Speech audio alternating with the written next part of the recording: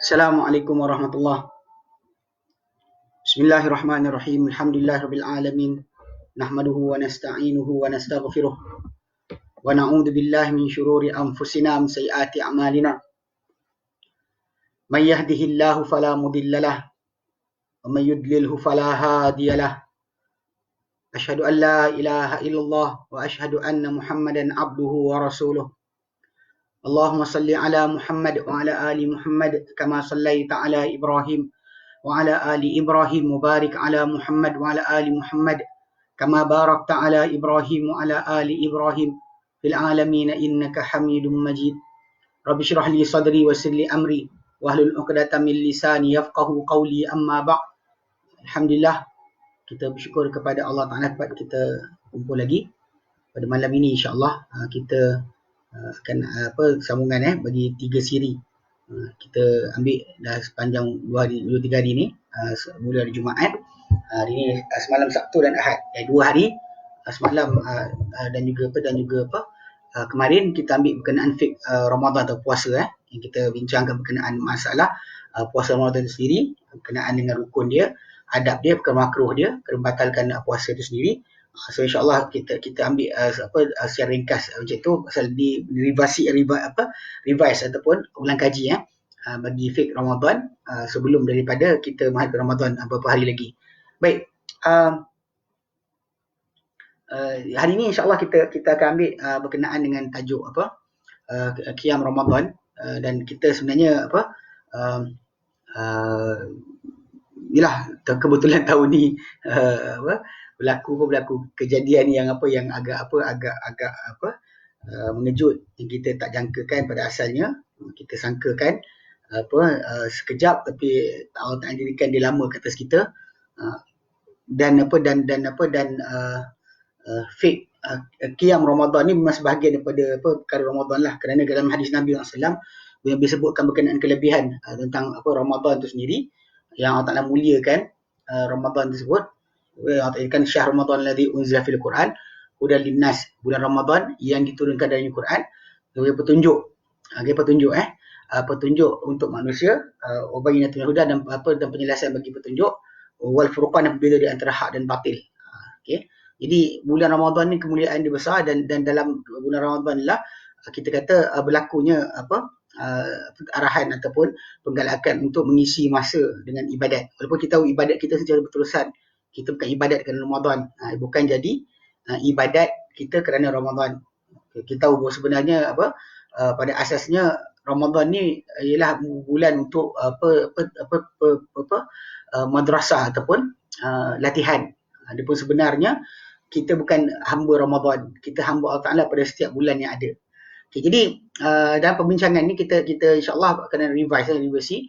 Kita tahu bahawa tajuk Ramadan ni memang berulang tiap tahun, tapi cuma mungkin tahun ni berbeza sikit, kita kena qiyam Ramadan di rumah, tidak di masjid macam biasa.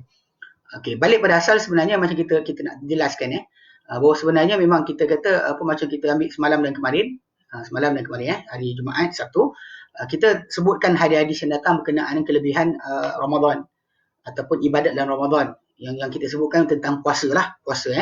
Sebab dalam hadis Nabi dan Sahih Muslim, Nabi sebenarnya sebutkan berkenaan dengan tajuk Ramadan ni. Nabi kata man shama Ramadan, bersiam Ramadan, imanan wa ihtisaban, kerana beriman dan mengharapkan ganjaran Allah Ta'ala, ghufira lahu ma taqaddama min dhanbi, diampunkan apa telah lalu daripada dosa-dosa dia.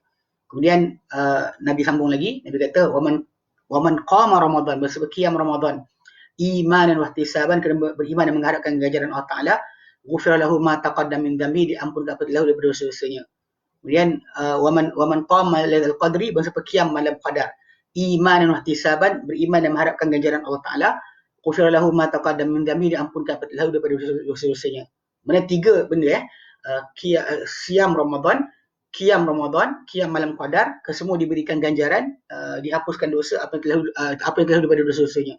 Jadi memang kita kata benda tersebut jelas, dan saya pada malam ni kerana kita tahu bahawa solat ni, qiyam Ramadan ni banyak diisi dengan solat, dan perbincangan kita insya-Allah kita tumpukan sikit berkenaan dengan tajuk solat tarawih atau solat qiyam Ramadan. Ni masa gelaran tu nanti kita bincang kejap lagi, okey.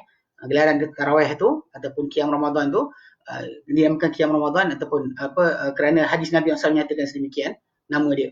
Okay. Adapun tarawih itu panggilan yang dipanggil oleh para ulama sebab dalam solat qiyam Ramadan ni kita biar bangun kemudian rehat-rehat, kemudian bangun lagi rehat-rehat. Dia take your time. Dia bukannya kelang kabut gopoh nak habiskan solat tersebut dalam satu malam. Dalam awal malam beberapa minit nak habiskan, tak ada. Dia tak ada kegopohan di situ. Memang dalam qiyam Ramadan ni dia yang sebut tarawih tu, kena cara pelaksanaan dia berehat-rehat. Mana solat kemudian duduk diam.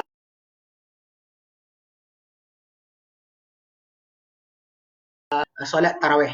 Tarawih yang bermaksud dengan rehat-rehat ya. So jadi datang buat lepas tu rehat balik, datang buat rehat balik, tarawih Jadi tarawih itu kalimah yang kita sebutkan nama dia lah yang dipanggil, tapi sebenarnya penumpuan tajuk sebenarnya nama dia adalah qiyam Ramadan. Okey, balik pada asas memang kita bincangkan dan yang kita yang sering kita dengar sepanjang tahun memang solat atau qiyam Ramadan ni dia bukanlah ada spesifik kaedah tertentu, tata cara dan sebagainya. Bahkan dia solat macam solat biasa lah. Cuma jumlah rakaat dia saja dan waktu pelaksanaan itu yang menjadi tajuk. Sebenarnya tajuk solat itu solat macam biasalah. Tak ada penambahan apa-apa. Cuma bilangan rakaat, cara pelaksanaan dia, contoh macam macam ni rakaat yang dibuat. 4-4, 8 ke 4-4 ke 8-8 ke sekaligus satu salam ke, itu yang akan tajuk kita bahaskan malam ni. Dan masa sama juga waktu bilakah patut dilaksanakan solat qiyam Ramadan ni. Baik, saya suka terpanggil dalam tajuk ni kalau rasa ni kan pasal dalam tajuk kelebihan qiyam Ramadan ni, saya dia dalam Islam Q&A dia ada letakkan dalam lebih kurang 20 tajuk ya.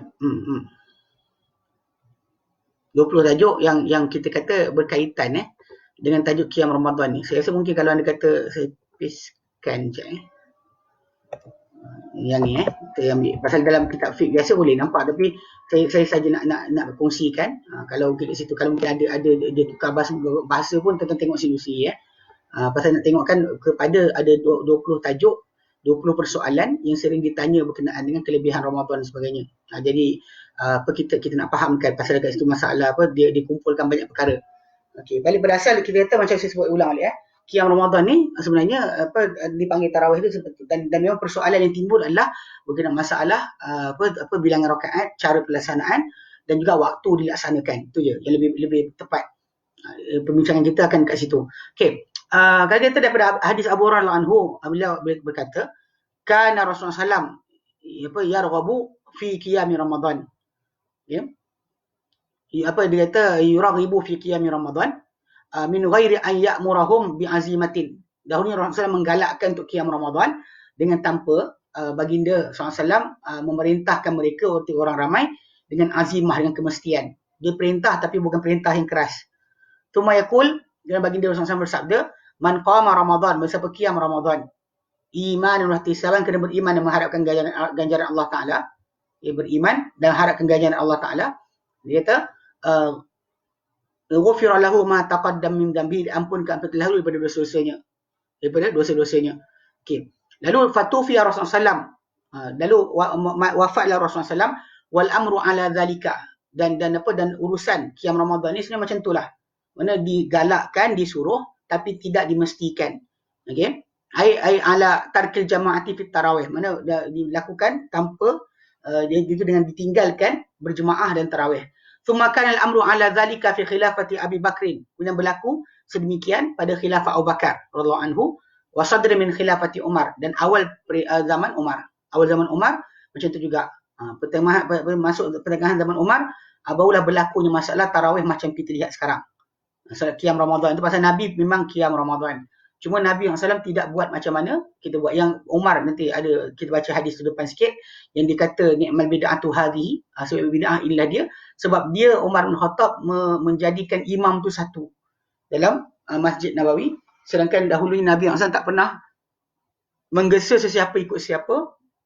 Maka Nabi tak suruh ikut baginda SAW dalam solat qiyam tadi, izinkan para sahabat. Betul ada masa Nabi sengaja tak nak keluar. Jadi kita kata qiyam Ramadan ni Nabi tinggalkan dalam keadaan takut untuk difardukan. Okay, jadi dan memang tak ada siapa berjemaah dengan satu imam macam zaman kita sekarang ni, kecuali pada pertengahan zaman pada zaman pemerintahan Umar. Awal zaman Umar masih belum lagi. Bila Umar lihat orang ramai duduk solat, nanti kita baca hadis tu, solat dalam keadaan bersepah-sepah ramai itu, maka Umar jadikan imam mereka satu je. Okey. Dan juga daripada Amr bin Murrah al-Juhani, Amr bin Murrah al-Juhani qala, beliau berkata, ja'a rajulun, okey, telah datang seorang lelaki, okey, min Qudha'ah, daripada Qudha'ah, faqala, maka dia kata, ya Rasulullah, ara'aita in syahidtu an la ilaha illallah, apa pendapat engkau kalau aku bersaksi bahawa tiada Tuhan melainkan Allah, wa annaka Muhammadun Rasulullah, bahawa engkau adalah Muhammad utusan Allah Taala, wa sallaitu salawatul khams, dan aku solat yang 5, ya, aku solat yang 5, dia kata wasumtu syahra, dan aku puasa akan syahr, itu bulan Ramadan, ya, wa qumtu Ramadan, dan aku qiyam Ramadan, dan aku qiyam akan Ramadan, wasumtu syahra wa qumtu Ramadan, aku puasa wa sumtu syahra wa qumtu Ramadan, dan aku bangun Ramadan, sumtu syahra, ya.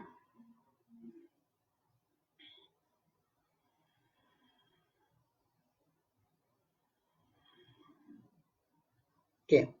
Wa sumtu syahra, dan aku puasa aku siam akan bulan tersebut, dan juga aku qiyam Ramadan, wa ataitu zakatan, aku berikan zakat, gitu. Aku berikan zakat, mana aku bayar zakat.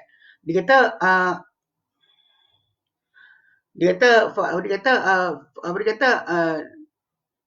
faqala, maka bersabda Rasulullah SAW, man mata ala hadha kana min siddiqin wa syuhada, barang siapa yang mati macam ni, dia termasuk di kalangan siddiqin dan juga syuhada, ya.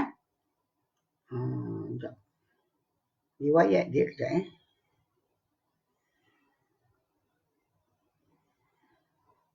okey, kejap.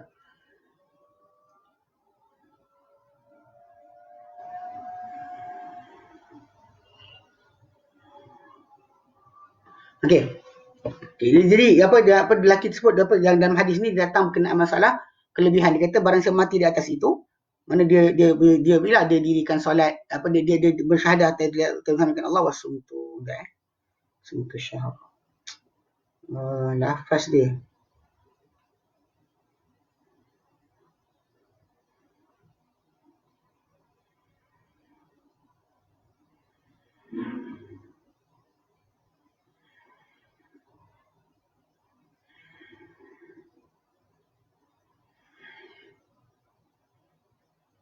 Okey. Ada pula.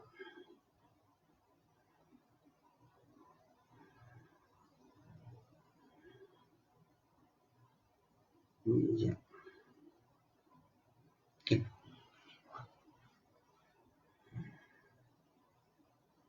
Ibnu Khuzaimah. Hadis ni apa Ibnu Khuzaimah, Saya tak nak check lagi tadi.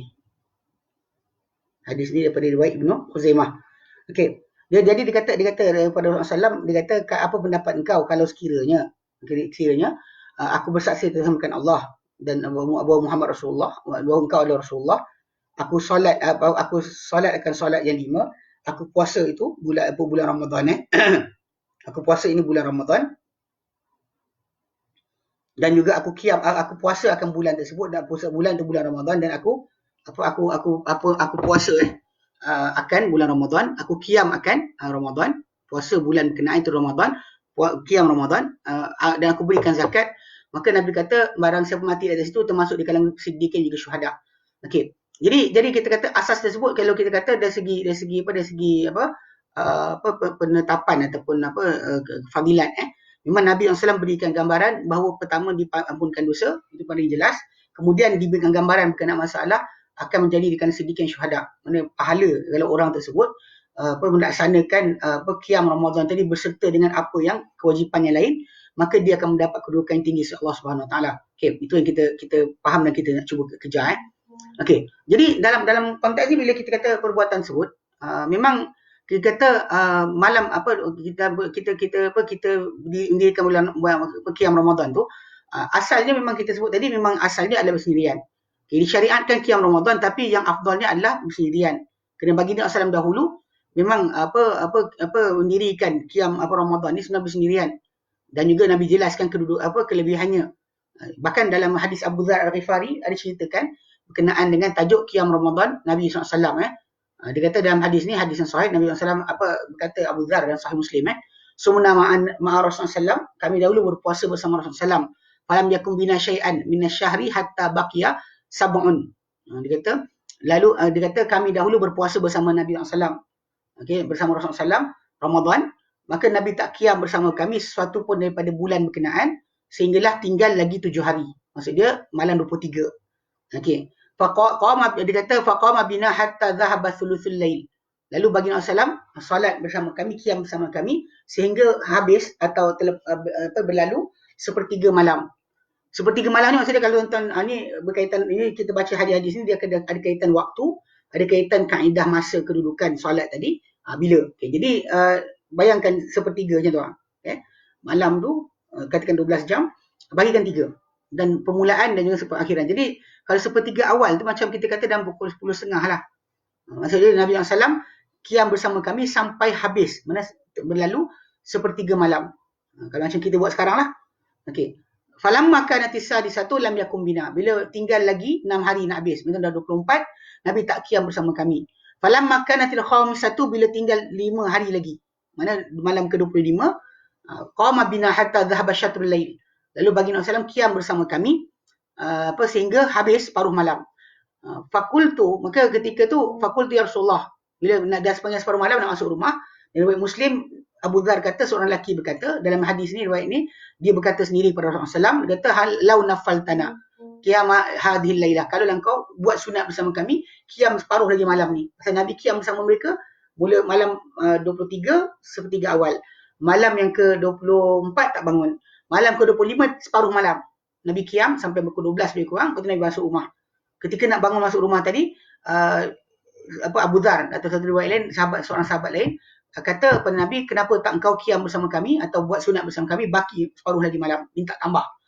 Lalu Nabi SAW bersabda, inna rajula, seorang lelaki itu, idza shalla ma'al imam, bila solat bersama imam, hatta yansarifa, sehinggalah selesai imam tu solat, husiba lahu qiyamul lailatin, dikira untuk dia qiyam satu malam.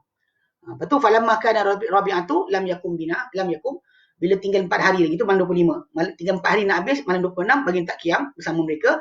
Falamma kana salisatu jama'ah lahu wa nisa'ahu wan nas, bila tinggal lagi 3 hari nak habis Ramadan, malam 27, baginda himpunkan keluarga baginda, isteri baginda, dan juga isteri baginda dan juga orang ramai. Faqama bina hatta khashina an yafutanal falah. Lalu baginda qiyam bersama kami sehingga kami bimbang terlepas akan al-falah, iaitu sahur. Qala faqultu wa falah as-sahur. Kemudian summa lam yakum bina baqiyat asy-syahr. Dan bagi tak qiyam bersama kami baki bulan tersebut. Tapi dalam riwayat Sahih Muslim dia ada riwayat yang datang, dia katakan bahawa Nabi tak qiyam pada malam ke-7 tu kecuali bila tinggal sepertiga akhir malam. Qiyam sampai mana pukul 2.30 sampai pagi. Mana lepas isyak Nabi SAW tak qiyam. Sehinggalah tidur dulu kemudian bangun. Jadi kalau kita lihat dalam kisah ni, memang kita lihat waktu qiyam Ramadan ni boleh kita bagikan pada 3 keadaan lah. Sama ada kita boleh pilih awal malam pada awal malam yang kita kata kita lepas isyak terus solat macam kita buat sekarang, ataupun boleh kita lepas isyak kita tidur, lepas tu kita qiyam akhir. Sebab Nabi SAW dari Muslim datang dengan lafaz, Nabi kata tidak qiyam, Abu Dzar cerita Nabi tak qiyam bersama mereka pada malam 3 hari nak habis Ramadan. Nabi tak qiyam kecuali ketika tinggal nak sepertiga akhir malam. Mana pada awal malam Nabi tak bangun, akhir malam boleh bangun. So orang tu patut dia pilih Nabi SAW qiyam tu dia ada timing tadi.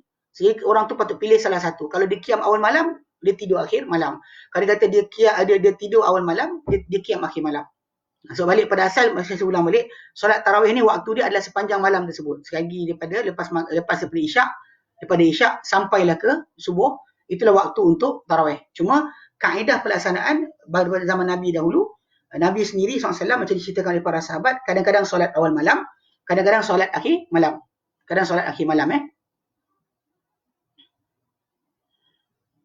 Ya, maksud dia kalau dia kata orang tu ikut imam, dia wajib untuk ikut imam sampai habis solat. Kalau imam tu melakukan solat solat witir, dapat pahala yang sama, ya insya-Allah. Pasal hadis Nabi tu, imam balik, kita balik. Dia tajuk dia, tak kisah imam tu buat macam mana. Sebab tu kadang-kadang ada setengah tempat, kalau dia nak, imam tu nak qiyam lagi, dia tak nak tidur lagi kan, dia nak bangun lagi. Lepas tu dia tak berqiyam, tak ada lah. Setengah tempat macam kami di Yaman tu, 10 akhir Ramadan, imam tu kadang-kadang tak qiyam. Dia tak witir. Dia tak witir lepas yang kepada qiyam awal malam, dia tak witir. Dia balik. Lepas sampai rakaat, dia balik. Lepas tu malam nanti, kadang-kadang pukul 3 pagi, dia akan buat qiyam lagi, dan orang ramai akan ikut pula. Kat situ dia akan buat witir. Ala kuliah tu pilihan lah. Cuma walaupun kita sebenarnya, kalau bagi siapa-siapa dah ambil awal malam, tak perlu bangun akhir malam sebenarnya. Dan dah ikut imam pada awal malam, dah dapat pahala sepanjang malam, tidur, rehat. Sebab kadang-kadang banyak orang salah faham bila kes qiyam Ramadan ni, dia suka untuk letihkan diri, terutama bagi orang yang pergi umrah, ketika Ramadan dan sebagainya kan. Dia pergi bulan Ramadan puasa di tanah haram, kemudian dia akan qiyam dengan imam yang pertama dan imam kedua. Imam pertama solat, dia solat dah. Lepas tu jadi pukul 3.30 kan dia bangun pula imam kedua. Lepas tu subuh pewai. Subuh terlaluk gitu. Sepatutnya dia rehatkan diri dan dia kena pastikan. Contoh kalau dia nak qiyam akhir malam, awal malam dia rehat siap-siap supaya ketika bangun akhir malam tu keadaan segar.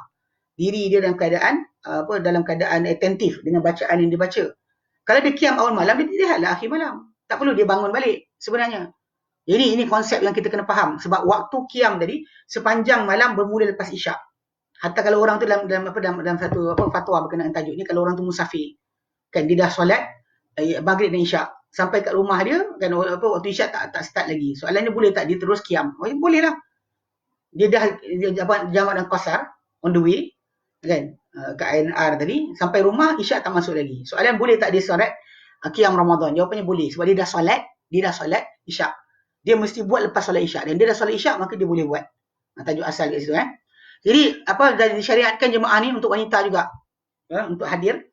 Dari hadis Abu Dzar Al-Ghifari itu memang datang sebut tadi kita baca, Nabi kumpulkan hatta wanita-wanita pun disuruh datang apa sekali. Memang ada. Bahkan benda ni kalau kita perhatikan dekat tanah Arab, kita kata benda ni berluas lah.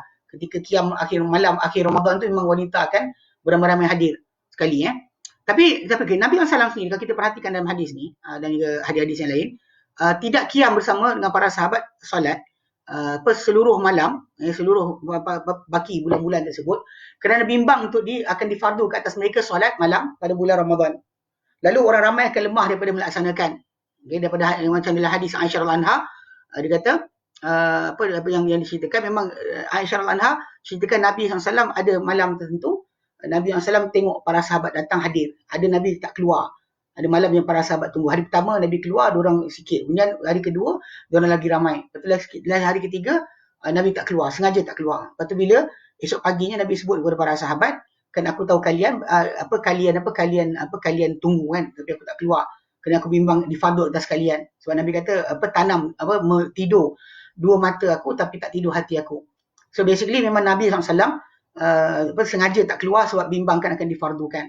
So bila dah hilang kebimbangan tersebut dengan wafatnya Nabi SAW, ada sudah kesempurna syariat, maka hilanglah sebab berkenaan, maka iaitu meninggalkan jemaah dalam Ramadan tadi, maka hukum tadi berkekalan lah, mana disyariatkan untuk berjemaah, macam dihidupkan zaman Umar dalam Sahih Bukhari nanti kita bincang hadis tu, yang Umar bin Khattab dia fardukan untuk orang ramai berjemaah, diletakkan wajib, pasal dia bagi orang dalam masjid lah.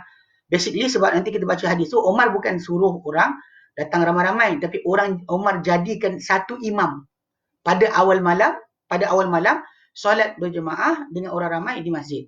Itu tajuk dia. Sedangkan macam saya kata, qiyam Ramadan tadi sebenarnya waktu dia sama ada awal malam ke, kan akhir malam ke, bahkan akhir malam lebih afdal.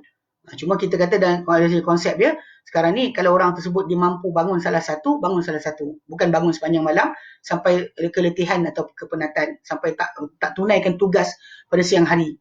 Siang hari berikut dia kerja, tidur bawah meja sebab kerana qiyam Ramadan. Itu masalah. Okey, jadi kalau kita lihat kan, bila kita kata bila kata dahulunya memang wanita juga disyariatkan untuk hadir dalam hadis Abu Dzar disebut, dan bahkan harus untuk dijadikan untuk mereka ni imam khas. Maka dijadikan untuk wanita, kalau orang solat satu tempat, imam khas. Bukan imam golongan lelaki. Telah sabit bahawa Umar bin Khattab anhu dijadikan, dihimpunkan orang ramai di atas qiyam, lalu dijadikan untuk lelaki Ubay bin Ka'ab sebagai imam, untuk orang wanita dijadikan Sulaiman bin Abi Hasmah. Sulaiman bin Abi Hasmah sebagai imam. Daripada Arfajah As-Saqafi beliau berkata, dahulunya Ali bin Abi Talib radhiyallahu anhu memerintahkan orang ramai untuk qiyam bulan Ramadan dan jadikan untuk lelaki imam dan untuk wanita imam. Dan aku dahulu, Arfajah kata, akulah dahulu imam untuk golongan wanita. So, jadi ini yang kita kata, yang dikata kalau sekiranya masjid ni lah, masjid apa keadaan dia, kalau dia kata masjid tu luas. Kalau dia kata masjid tu sempit, satu imam je lah. Kalau masjid tu luas, besar, boleh jadikan imam berasingan. Tapi kalau masjid tu kecil dan sebagainya, sempit, maka jadikan imam tu sama je lah. Ini macam kita buat zaman sekarang. Okey, sekarang bilangan rakaat. Kalau kita bincangkan Nabi SAW qiyam, memang bilangan rakaat tu ada. Sekejap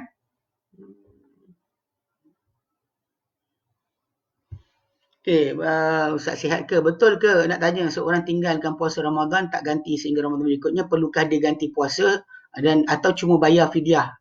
Fidyah dia 2 kali ganda tak? Okey, ni tadi soalan semalam kan berkenaan dengan puasa. Kalau sekiranya orang tersebut dia berpuasa, menggantikan mengqada puasa tu sampai terlajak tahun berikutnya. Mana Ramadan A dia tertinggal, kemudian setahun Ramadan B sampai Ramadan berikutnya B sampai dia tak habis lagi ganti. Kalau sekiranya dia ada uzur syar'i kerana tak dapat berpuasa tu, maka dia ganti bila mana tu pun tak ada masalah. Tapi kalau dia sengaja melewatkan, maka para ulama kata tahun berikutnya kena bayar fidyah tu 2 kali ganda. Kena bayar ganti tapi kena bayar fidyah pula 1 kali ganda lah. Yang kalau fidyah tu saja, kes dia kalau dia kata fidyah tu saja dibayar jadi berganda. Kalau dia kata ikut tahun depan dah masuk tu qada dan juga fidyah. Qada dan fidyah. Itu kalau orang tu tak ada alasan munasabah kenapa dia tidak habiskan ganti puasa dan tahun tersebut. Itu tajuk dia. Kalau dia kata dia ada alasan munasabah, contoh macam wanita yang asyik mengandung, mengandung beranak, dia tak sempat untuk berpuasa, maka penggantian puasa dia bila dia tak beranak, katakan lepas 5 tahun. Lepas 5 tahun baru dia ada peluang untuk menggantikan puasa, maka tak perlu dia bayar fidyah. Dia cuma qada puasa sahaja. Itu tajuk kalau dia ada alasan syar'i. Kalau macam orang tu asyik musafir, kan tak sempat nak berhenti untuk berpuasa setahun tu asyik travelling around. Dia jadi pilot ke, tak ada tempat langsung nak ni, maka katakan dia ganti tahun depan pun tak akan ada fidyah. Fidyah tu berganda-ganda tu cuma kalau dia kata orang tersebut dia hadir tahun ni satu mood, tahun depan dia masih tak bayar, jadi dua kali ganda. Penggandaan tersebut hanya berlaku kalau dia kata dia buat benda tu dengan ulama kata kerana tak ada uzur syar'i lah. Kalau uzur syar'i dia ganti bila pun tak ada fidyah. Okey. Okey, terdapat kedua, adakah terdapat bezaan di antara solat tahajud, solat witir, qiyam Ramadan atau tarawih disebutkan dalam ni? Okey, sebenarnya solat qiyam Ramadan ni adalah solat yang sama.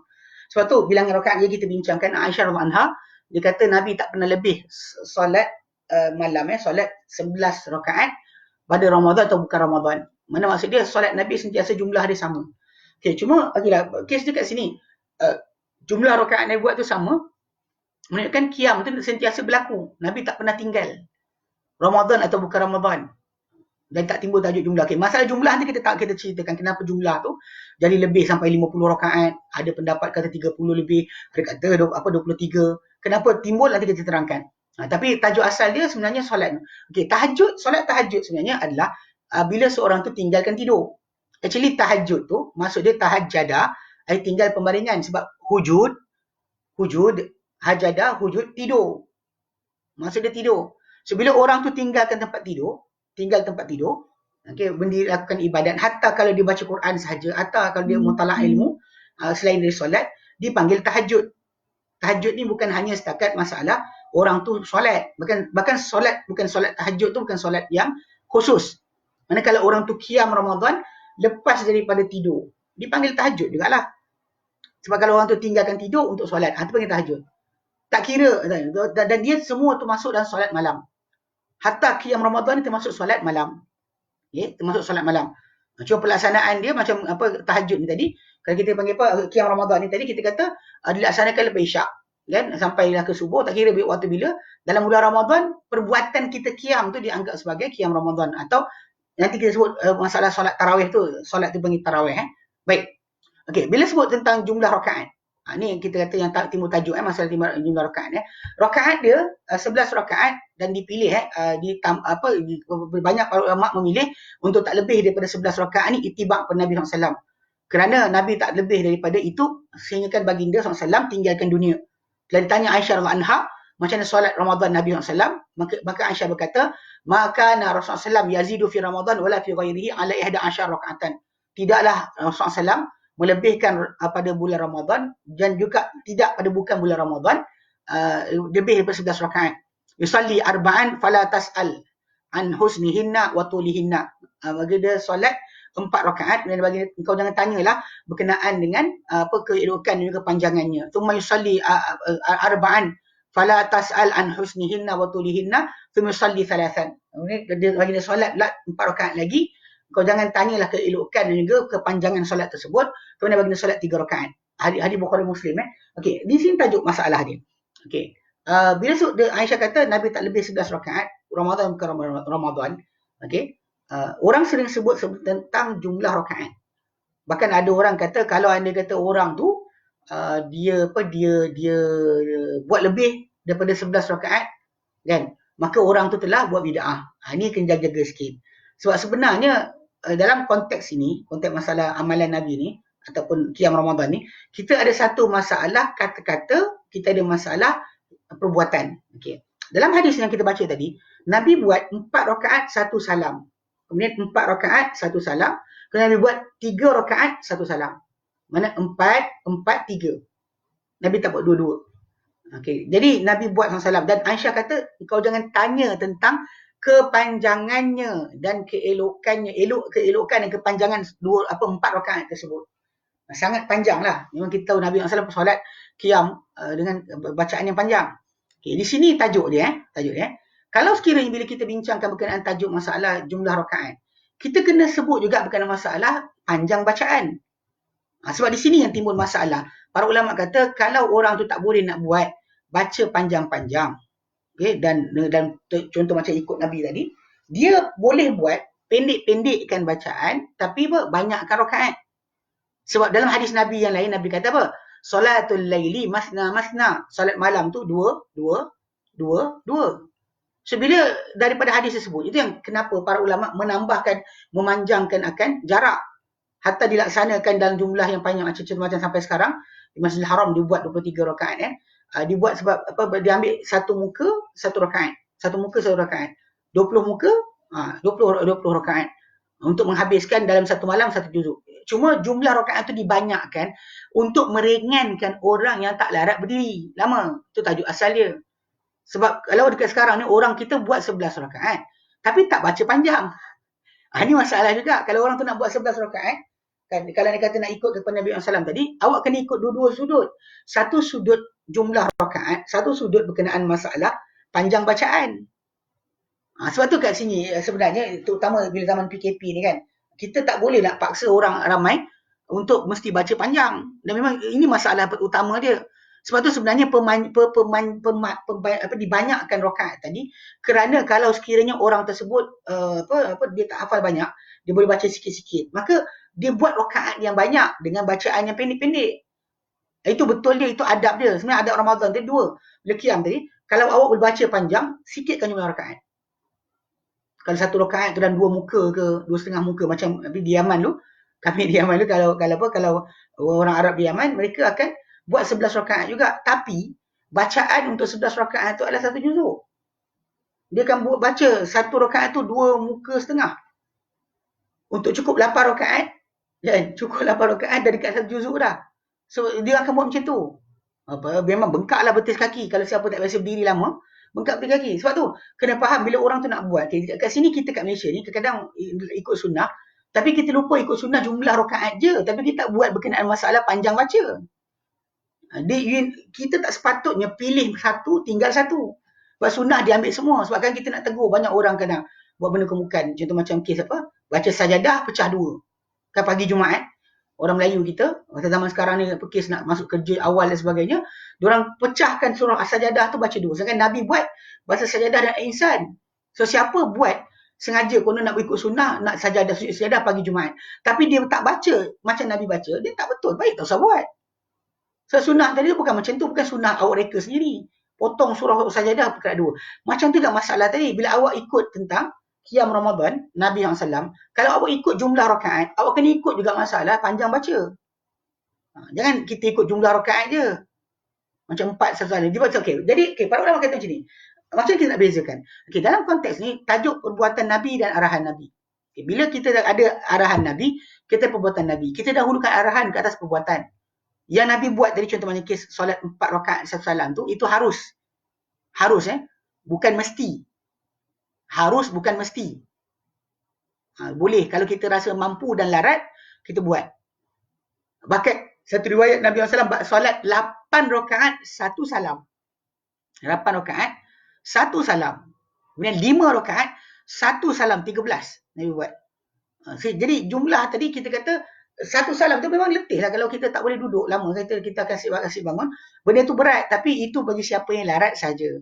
Itu untuk keharusan. Adapun ikut pada perbuatan arahan Nabi, Nabi kata solat malam dua-dua. Sebab tu tidak ada masalah awak solat di mana sekalipun untuk tajuk tentang masalah jumlah rakaat. Imam tu solat banyak mana, awak ikut je. Okey. Kalau kita buat qiyam sendiri di rumah, kemudian separuh sebab isyak. Selepas isyak kemudian kita sambung akhir berserta dengan witir. Habiskan 8 rakaat selesai isyak, tapi buat pada akhir malam. Adakah dibolehkan? Memang kita tak ada sebarang sekatan untuk qiyam separuh-separuh boleh sebut tadi. Saya sebut tadi kan. Orang tu nak qiyam separuh, lepas tu bangun separuh lagi. Tak ada hal. Okey. Dia memang boleh buat macam tu. Cuma masalah tadi kita kata ikut sunnahnya Nabi tak buat macam tu. Either A Nabi pilih awal malam atau B Nabi pilih akhir malam. Solat dan rehat. Sebab sebenarnya perbuatan kita, kadang-kadang ada orang kita ni nak qiyam sepanjang malam, tak nak tidur ni. Ini salah. Sebab awak ada tanggungjawab lain yang kena tunaikan. Hak awak sebagai seorang rakyat, sebagai seorang pekerja, sebagai seorang suami, sebagai seorang isteri, sebagai seorang anak, sebagai seorang pelajar, kena tunaikan. Dia kan kata awak qiyam macam tu kan, tak tidur langsung, tak larat, tak tidur. Salah lah. Tapi kan dia kata orang tu tidur je, tak ada masalah. Boleh. Dengan syarat dia ada rehat. Dia bahagikan malam dia kepada ada rehat, ada qiyam. Okey. Kalau kata malam dia tak ada rehat, sepanjang tu qiyam, salah. Malam dia sepanjang tu rehat, tak ada qiyam langsung pun salah. Okey. Jadi bolehkan, tapi masalah kita kata ikut sunnahnya, kita kata kita tidak buat begitu. Dan pada orang yang macam ikut imam, kalau imam dah qiyam, dia dah qiyam bersama imam. Kalau orang tu qiyam bersama imam, macam para ulama bahaskan, adakah qiyam tu dia mesti di masjid macam dengan para sahabat dengan Nabi SAW, ataupun qiyam di rumah pun dapat. Sebenarnya kalau ikut pada hadis Nabi SAW, qiyam bersama imam tu Nabi tak tentukan di masjid saja. Kalau orang tu buat berjemaah di rumah sekalipun, maka dia mendapat hukum yang sama. Okey, bolehkah solat sambil pegang dan lihat mushaf atau atau handphone untuk baca surah yang lebih panjang, atau lebih baik baca surah pendek tanpa pegang dan lihat mushaf? Yang lebih baik sebenarnya adalah tanpa memegang apa-apa. Sebab sekarang ni masa kes dia, kisah berkenaan dengan pegang mushaf ni ketika solat adalah perbuatan hamba Aisyah radhiyallahu anha. Dan para ulama mengatakan keharusan tadi dengan di atas alasan kerana Aisyah tak tegur. Aisyah tidak tegur, kata berhenti dan sebagainya. Aisyah biarkan dia. Tapi kita baca dua sudut. Satu sudut, ada orang kata kerana Aisyah tak tegur, maka dia katakan benda tu harus. Kalau ikut zaman Nabi, tak pernah dibuat. Ketika Nabi hidup, Nabi tak pernah sarankan sesiapa pun baca daripada helaian atau lembaran mushaf. Tulisan tak ada, tak pernah. Sebab zaman Nabi dahulu memang tulisan tu ada. Semua para sahabat Nabi ada simpanan peribadi daripada mushaf. Sebab Nabi pernah sebut, Nabi orang tulis simpanan peribadi Quran tu orang ada. Sebab Nabi pernah sebut dalam hadis Sahih Muslim, la taktubu anni, jangan kamu tulis daripadaku. Man kataba anni ghairal Quran falyamhuh, barang siapa tulis daripadaku selain Quran maka padamkanlah ia. So kalau kita lihat dari situ, memang orang ada helaian sendiri. Kisah Umar masuk Islam tu pun, walaupun dia pecahkan sanad dia, memang kita kata Umar ada isteri adik dia baca daripada lembaran mushaf, belajar Quran daripada mushaf, daripada tulisan walaupun dia kata lembaran lah, daripada sahifah dia tulis letak macam tu. Tapi Nabi tak pernah beri solution tersebut kepada orang yang nak solat malam ke, solat jemaah ke sebagainya. Hatta Nabi SAW cuma sebut pada orang yang nak solat. Hatta dalam Quran Karim pun dalam surah Al-Muzammil kan, Allah kata faqra'u ma tayassara minal Quran, baca apa mudah untuk kamu daripada Quran, daripada Al-Quran, baca apa mudah. Itu lebih menepati daripada sunnah. Bukannya orang tersebut takalluf diri beli rehal besar untuk dia baca Quran kat situ. Kalau dia kata ada setengah tempat dia buka Quran tadi untuk supaya ikut imam sangkut, dia boleh tegur imam, itu tajuk lain. Tapi kita kata balik pada asal, kalau tak ada, itu tak apalah, tak ada masalah pun. Sebenarnya tak perlu takalluf. perbuatan beli rehal besar, Quran besar ni dia takalluf dipanggil. Yang tak pernah yang dia pernah digalakkan. So perbuatan Aisyah anha izinkan tu, okey apa hukum dia? Setengah para ulama yang kata harus pegang mushaf tu dia kata sebab dalam solat sunat je, sunat perbuatan penghamba Aisyah tu Aisyah tak tegur maka dianggap dia sebagai hukum. Tapi ada tapi juga. Tapi yang kedua, boleh jadi Aisyah anha tak tegur sebab mungkin hamba dia tu baru masuk Islam. Baru nak berjinak dengan agama. So jadi dimudahkan dia untuk awal perkara, contoh macam Nabi sendiri pernah solat atas pentas untuk orang ramai nampak badan Nabi macam mana. Kan ketika nak sujud dan rukuk, sebab Nabi turun. Nak rukuk, Nabi turun. Kemudian Nabi naik balik atas pentas. So benda tu bukan dilakukan sebagai sunnah. Jadi orang yang pegang mushaf ni ada masalah sebenarnya. Dan ini untuk solat sunat. Adapun solat fardu tak boleh. Tidak patutnya seorang tu solat fardu pegang mushaf atau pegang handphone. Atau alasan dia kata kerana pergerakan sikit tak. Kita bincang masalah ni, apa Nabi sebut? Nabi kata iqra' ma tayassara laka minal Quran. Baca yang mudah untuk kamu daripada Quran. Dan Quran dalam surah Al-Muzammil pun, ayat terakhir pun berikan arahan yang sama. Baca apa mudah untuk kamu daripada Al-Quran. Baca apa mudah untuk kamu daripada Al-Quran. So perbuatan pegang mushaf ni masalah. Okey. Pernah ada orang kata kalau solat banyak ni first je solat baca iftitah, yang lain terus bermula dengan Fatihah lepas takbir. Jawapannya tak ada. Sebenarnya setiap rakaat tu adalah berasingan. Setiap rakaat adalah berasingan. Bila setiap kali kita mulakan dengan takbiratul ihram, istiftah dimulakan juga. Masalah doa istiftah banyak. Itu masalah dia. Awak nak pilih mana satu. Itu je. Doa istiftah banyak. Orang tu boleh baca Allahu akbar kabira walhamdulillahi katsira wa subhanallahi berkata wa asila. Dah cukup dah pun. Itu cukup dah. Tak semestinya kena baca panjang-panjang. Doa istiftah bukan mesti wajah tu yang ladi tu. Tak. Doa istiftah banyak. Sebab tu tak timbul tajuk. Tapi untuk setiap rakaat, ya sepatut baca. Sebab awak mulakan rakaat baru. Istiftah bagi rakaat yang baru. Bukan ni, solat yang baru. Sebab 2 rakaat, habis bagi salam, 2 rakaat, habis bagi salam. Itu cara sebetulnya. Jadi tak timbul tajuk lah untuk kita putuskan. Boleh je memang kita kata pelaksanaan. Dan doa istiftah sebenarnya sunat je. Kalau kata orang tu tinggalkan pun, pasal tak tahu nak baca apa, ataupun kerana tadi kan dia nak terus baca surah atau baca Fatihah, tak ada masalah pun. Tapi pada asasnya kalau kan dia setiap solat tu adalah tersendiri. Setiap solat adalah tersendiri, maka dia sepatutnya baca istiftah pada setiap kali dia mulakan. Okey. Mulakan solat ya. Okey, baik, sambung balik. Jadi kita sambung balik perbincangan kita.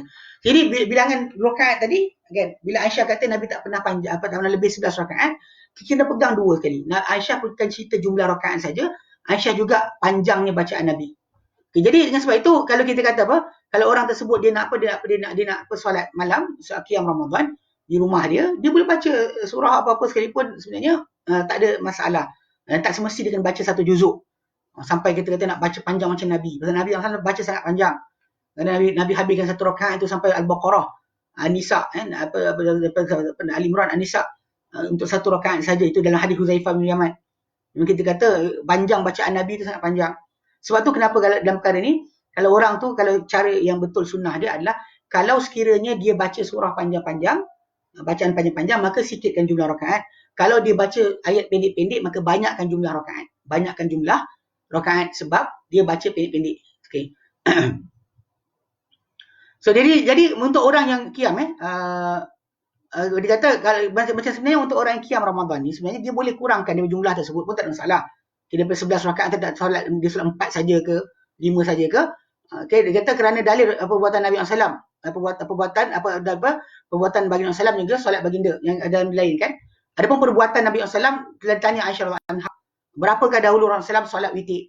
Dia kata Nabi dahulu witir dengan 4 dan 3. Dengan 6 dan 3. Kemudian kadang Nabi solat 10 dan 3. Dan tidak Nabi SAW witir kurang daripada 7 dan tidak lebih daripada 13. Maksud witir itu adalah solat malam. Nabi solat malam macam mana? Aisyah kata kadang-kadang Nabi solat dengan 4 dan 3. Itu 7 lah. 7 rakaat. Kadang Nabi solat dengan 6 dan 3. 6 rakaat dan 3. Kemudian Nabi solat 10 dan 3. Tapi Nabi tak kurang dari 7, tak lebih dari 13. Seseorang tu boleh je nak buat banyak mana. Tapi balik pada asal witir pada hak tadi adalah maksud orang tu buat. Okay. Kemudian dalam lafaz Nabi SAW ni Nabi kata apa? Kalau orang nak witir, mana tutup solat malam, solat dia untuk hari tersebut. Solat witir nanti kita ujung tadi kita bincang lagi. Lafaz witir tadi adalah solat jumlah diganjil. Yang ditutup dengannya seluruh solat kita seharian. Mana sampai siang, sepanjang siang tu kita solat dan malam kita solat, tutup dengan solat yang jumlah diganjil. Witir tu masuk ganjil. So, Nabi kata dalam hadis yang sahih, dia kata al-witru hakun. Witir itu adalah hak. Faman syaa falyutir bi khamsin. Barang siapa yang ingin, maka boleh dia witir dengan 5 rakaat. Waman syaa falyutir bi salasin. Barang siapa yang nak boleh witir dengan 3. Waman syaa falyutir bi wahidah. Barang siapa nak boleh witir dengan 1. Tapi masalah bila kita kata witir dengan 1 tadi, dia gandingkan dengan contoh kata lepas solat isyak, solat sunat lepas isyak, kita solat 1 rakaat. Okeylah. Itu maksud dia. Okay, jadi maksud dia kalau dia kata qiyam tu boleh jumlah tadi secara basic dia Aisyah cerita apa yang dia nampak. Tapi lafaz Nabi kata solat malam dua-dua. So orang tersebut Nabi tak pernah sebut pun berapa jumlah limitation dia. So sebanyak mana dia nak solat silakan. Tapi kena jaga tadilah, jaga masalah kalau dia kata qiyam tadi jangan sampai letihkan diri ataupun bangun sepanjang malam sampai tak bangun subuh dan sebagainya. Itu salah Baik. Ustaz kalau tarawih berjemaah berganti-ganti imam sehingga selesai, adakah tetap mendapat pahala sepanjang malam? Okey. Ikut lafaz hadis Nabi SAW tu memang Nabi kata sekian bersama imam. Kalau ikut pada hadis Nabi itu dan perbuatan Nabi SAW dengan para sahabat, diorang hanya satu imam saja. Satu imam saja, tak ada silih berganti, tak ada pass by tadi. Cuma kerana Nabi sebut tentang solat bersama imam tu, boleh difahami juga dengan solat dengan berimam. Tak kira imam satu atau dua, sebab kalau imam tu ganti pun hukum tak sama. Macam kita solat berjemaah atau solat fardu pun, kalau dia kata solat tu imam tu batal, gantinya imam baru, solat tu masih lagi berjalan. Sebenarnya kita kata imam tu tetap walaupun dah tukar imam. Contoh macam imam A tengah-tengah solat isyak, betul nak terkencing, imam A keluar, lepas tu imam B masuk ke depan untuk sambung solat. Orang yang solat berjemaah masih dikira solat berjemaah berimam. Dan kita tak ada istilah kata dua imam. Dia tetap kata imam satu imam saja. Tetap solat berimam. So jadi maksud dia boleh dikira orang tersebut dapat pahala yang sama insya-Allah. Yang cuma kita kata seeloknya letak satu imam lebih baik. Maka memang Nabi SAW dalam konteks masalah lantik imam ni, memang kita lantik imam tu di antara orang yang paling banyak baca Quran dengan kadang kita, paling berumur ke, paling awal Islam dan sebagainya lah. Itu konsep Nabi sebutkan.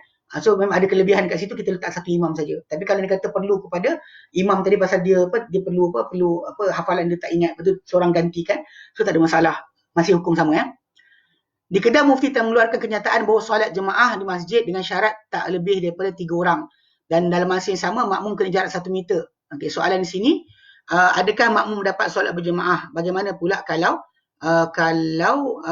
perkara ini berlarutan sampai 1 bulan Ramadan, adakah masih perlu mendapat pahala qiyam 1 malam? Okay, pertama sekali masalah qiyam di masjid ni, yang kita kata jarak 1 meter berasingan. Dia bila kita kata zaman para tabi'in, para sahabat kan ujung lepas daripada Hatta dan Tarikh Dimash dalam kitab Ibnu Katsir dan sebagainya, bila wabak penyakit berlaku, memang masjid ditutup, orang tak berjemaah. Peliknya kan?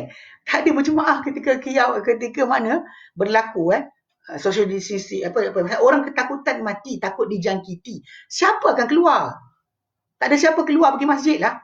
Orang zaman kita ni pasal tak pernah ada beratus-ratus tahun dah tak ada, tak pernah tahu akan keadaan yang berlaku. Dan ini kita pasal ada kerajaan yang ambil iktibar. Alhamdulillah kerajaan kita ambil iktibar daripada pembacaan dan sebagainya, dan Allah Taala hidayahkan mereka kepada benda yang betul. So jadi diorang suruh kita social distancing arahan kerajaan. Zaman dulu orang berhenti datang masjid dengan sendiri. Sebab tu masjid ditutup dan sebagainya. Sebab orang tak nak menjangkitkan orang, menjangkiti orang lain. Sebab tu kenapa dalam hadis tu datang dalam Musnad Ahmad kan, yang Nabi kata wabak penyakit ni bila berlaku dia sebenarnya adalah pada azab Allah Taala pada orang sebelum kita, dan barang siapa yang berlaku pada dia wabak penyakit kemudian dia tinggal diam dalam rumah dia, fayamkuthu fi baitihi, Nabi sebut dalam rumah, so tak ada timbul tajuk untuk berjemaah dekat masjid dah sebenarnya. Sebab kita kata balik pada asal solat tu tadi, kalau dia kata mendatangkan mudarat untuk merebakkan penyakit, maka tak ada. Dalam rumah kita tak merebakkan penyakit dah, rumah kita, keluarga kita je. So tu basic dia tak timbul tajuk masalah kena solat distance 1 meter. Sebab perbuatan distance 1 meter tadi tu, ini masalah sebab tak ada pun Nabi ajar macam tu. Bila saya buka dalam Islam Q&A pun dan lain-lain kan, dalam fatwa-fatwa yang lain online, dan kemudian daripada perbahasan banyak para ulama, sebenarnya tajuk yang dikatakan bahawa boleh solat berjemaah dan keadaan berjarak tadi, Kalau anda kata ada sebab, benda tersebut tidak pernah Nabi SAW izinkan pun. Nabi suruh rapatkan saf. Mana Nabi suruh jarakkan saf? So kita kata kalau dia kata berjarak tadi, pasal Nabi ada larang untuk solat seorang tu dalam saf bersendirian. Dan bila orang tadi tak rapat saf, dia bersendirian. Dia bersendirian. Sebab tu kita kata dia ni tak datang pun sebarang ajaran untuk itu. Sebab tu tak suruh pun baik solat di rumah terus. Bahkan solat tarawih ni adalah solat di rumah. Pasal dia kata afdal solat kan seorang manusia itu adalah seorang tu adalah di rumah kecuali fardu. Yang fardu kita tinggal, yang sunat lagi lah tinggal. Yang sunat lagi lah tinggal kan. Berapa besar jemaah di masjid kan. Kalau dia kata itu taruh asal. Kalau fardu tinggal, sunat lagi ditinggalkan. Sebab memang solat fardu, solat sunat ni dibuat di rumah. Mungkin ini Allah tak nak jadikan rumah kita jadi tanah perkuburan. Dan Nabi pernah sebut dalam hadis yang sahih, Nabi kata apa? La taj'alu buyutakum maqabir, sallu fi buyutikum. Yang kamu jadikan rumah kamu tanah perkuburan. Solatlah di rumah kamu. Mana solat sunat lah. Ya, solat sunat ni mungkin Allah tak nak jadikan supaya semua orang dalam rumah ada solat. Sekarang selama ni semua orang solat kat masjid je. Kan solat tarawih, solat jemaah tak buat berjemaah kat rumah pun. Kan solat qiyam lari ke masjid. Jadi tak ada solat sunat di rumah. So, jadi mungkin Allah nak jadikan tahun ni orang semua rumah dia merasakan akan solat. Ada dalam rumah dia solat. Allah alam. Tapi secara asalnya tak kena jumlah masalah yang kata distance dalam solat berjemaah tapi diasing-asingkan tak ada dalil. Tak ada dalil membenarkan perkara tersebut. Kalau dikata dekat sini ada bahaya untuk terjangkit, lagi patut tidak hadir di jemaah. Itu je. So masalah yang kena jaga kat sini. Sebab kadang-kadang kita kata macam kes sekarang ni, zaman dahulu pun masjid ditutup. Tiba-tiba datang zaman kita nak buat juga. Ni kelakar juga lah. Makmum, masalah makmum kalau solat di rumah kan. Di rumah ya dapat jemaah lah tadi. Kalau kata imam tadi macam tadi kan, nak solat distance tadi, nak jemaah apa? Baik solat terus dekat rumah pakai mikrofon. Kan, itu beza dia. Kalau kita boleh tahu imam ada kat masjid, kan dekat kita masjid waktu imam pakai mikrofon kita dengar. Solat macam tu mudah pula. Soal kalau ikut pada mazhab Syafi'i tak ada masalah pun jarak kita dengan imam. Asal kita tahu imam buat apa, kita jarak dengan imam, maka tak ada masalah. So benda sini sebab saya kata jangan buka ruang untuk masalah kat sini. Bila bagikan fatwa bukan-bukan, nanti orang kira macam inilah. Jarak 1 meter tak wujud. Tidak ada wujud solat jarak 1 meter. Walaupun saya tengok ada orang buat kan dalam video keluar gambar, gambar orang buat. Tapi saya kata ini bukan daripada apa yang Nabi SAW suruhkan. Bahkan ia adalah ijtihad mereka. Mereka boleh salah, boleh betul. Ustaz ke, mufti ke, kadi ke dan sebagainya adalah manusia. Boleh salah, boleh betul. Adapun yang Nabi perintahkan tak pernah Nabi izinkan untuk bercanggahan seseorang dalam saf. Berjarak dalam saf tak ada. Tak diajar. Okey? Baik. Ustaz, dari segi bilangan rakaat maknanya kita memang masih dianggap mengikut sunnah jika buat 4 rakaat dengan 1 salam. Ya. Bahkan 8 rakaat 1 salam. 8 rakaat 1 salam. 5 rakaat 3 rakaat 1 salam. Memang solat tu itu harus. Ini kena faham perbuatan semua sekali 1 salam tu harus. Dia tapi kalau kita nak mudah ringan, sebab Nabi biasanya beri pada kita arahan untuk ibadat ni, Nabi suruh kita buat paling ringan. Apa paling ringan? Yang paling ringan tu yang kita tujukan. Banyak orang kadang sibuk nak buat benda berat-berat. Sebenarnya Nabi bagi paling ringan tu, Nabi kata solat malam 2-2. Sebab Nabi tak nak beratkan umat dia. Adapun masa Nabi buat pada diri sendiri, macam Nabi puasa straight 3 hari tak berbuka. Itu diri baginda. Sebab tu kita kena, dan kita belajar, kita beramal ni, kita kena faham, kita ada perbuatan Nabi, arahan Nabi. Dalam bila timbul tajuk perbuatan dan arahan, kita dahulukan arahan. Contoh macam Nabi arahkan, jangan kencing berdiri. Jangan makan, minum berdiri. Kan Nabi sebut kan. Tapi Nabi pernah buat. Untuk jadi keharusan lah, macam contoh kes masalah Huzaifah bin Yaman. Dia nampak Nabi kencing berdiri. Aisyah kata tak ada. Umar kata Nabi larang. Tapi dia kata nampak. So perbuatan Nabi tadi meringankan hukum kencing berdiri daripada haram kepada makruh saja. Bahkan kalau orang tu perlu terpaksa kencing berdiri, maka boleh. Minum berdiri macam tu juga. Nabi kata jangan. Tapi Nabi buat. Bila Nabi buat, hukum tu jadi ringan. So dalam kita pula beramal, kita tumpu kepada Nabi suruh. Bukan yang Nabi buat. Kalau benda macam ni bertembung kan, macam tadi kes, perbuatan 4 rakaat 1 salam. Itu untuk orang yang larat lah.